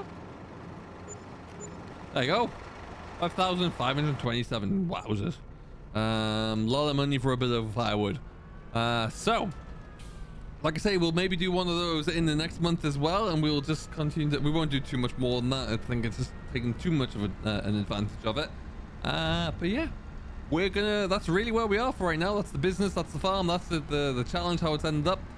We've got 36 grand in the bank. We've cleared down our loan to 240,000, and everything is growing and doing well. There's a lot of money in the ground at the moment there, so we'll continue to see how that goes. Let me know what you want to do. I will be eagerly waiting to see how this goes. This video is going to come out on Tuesday, and we will review.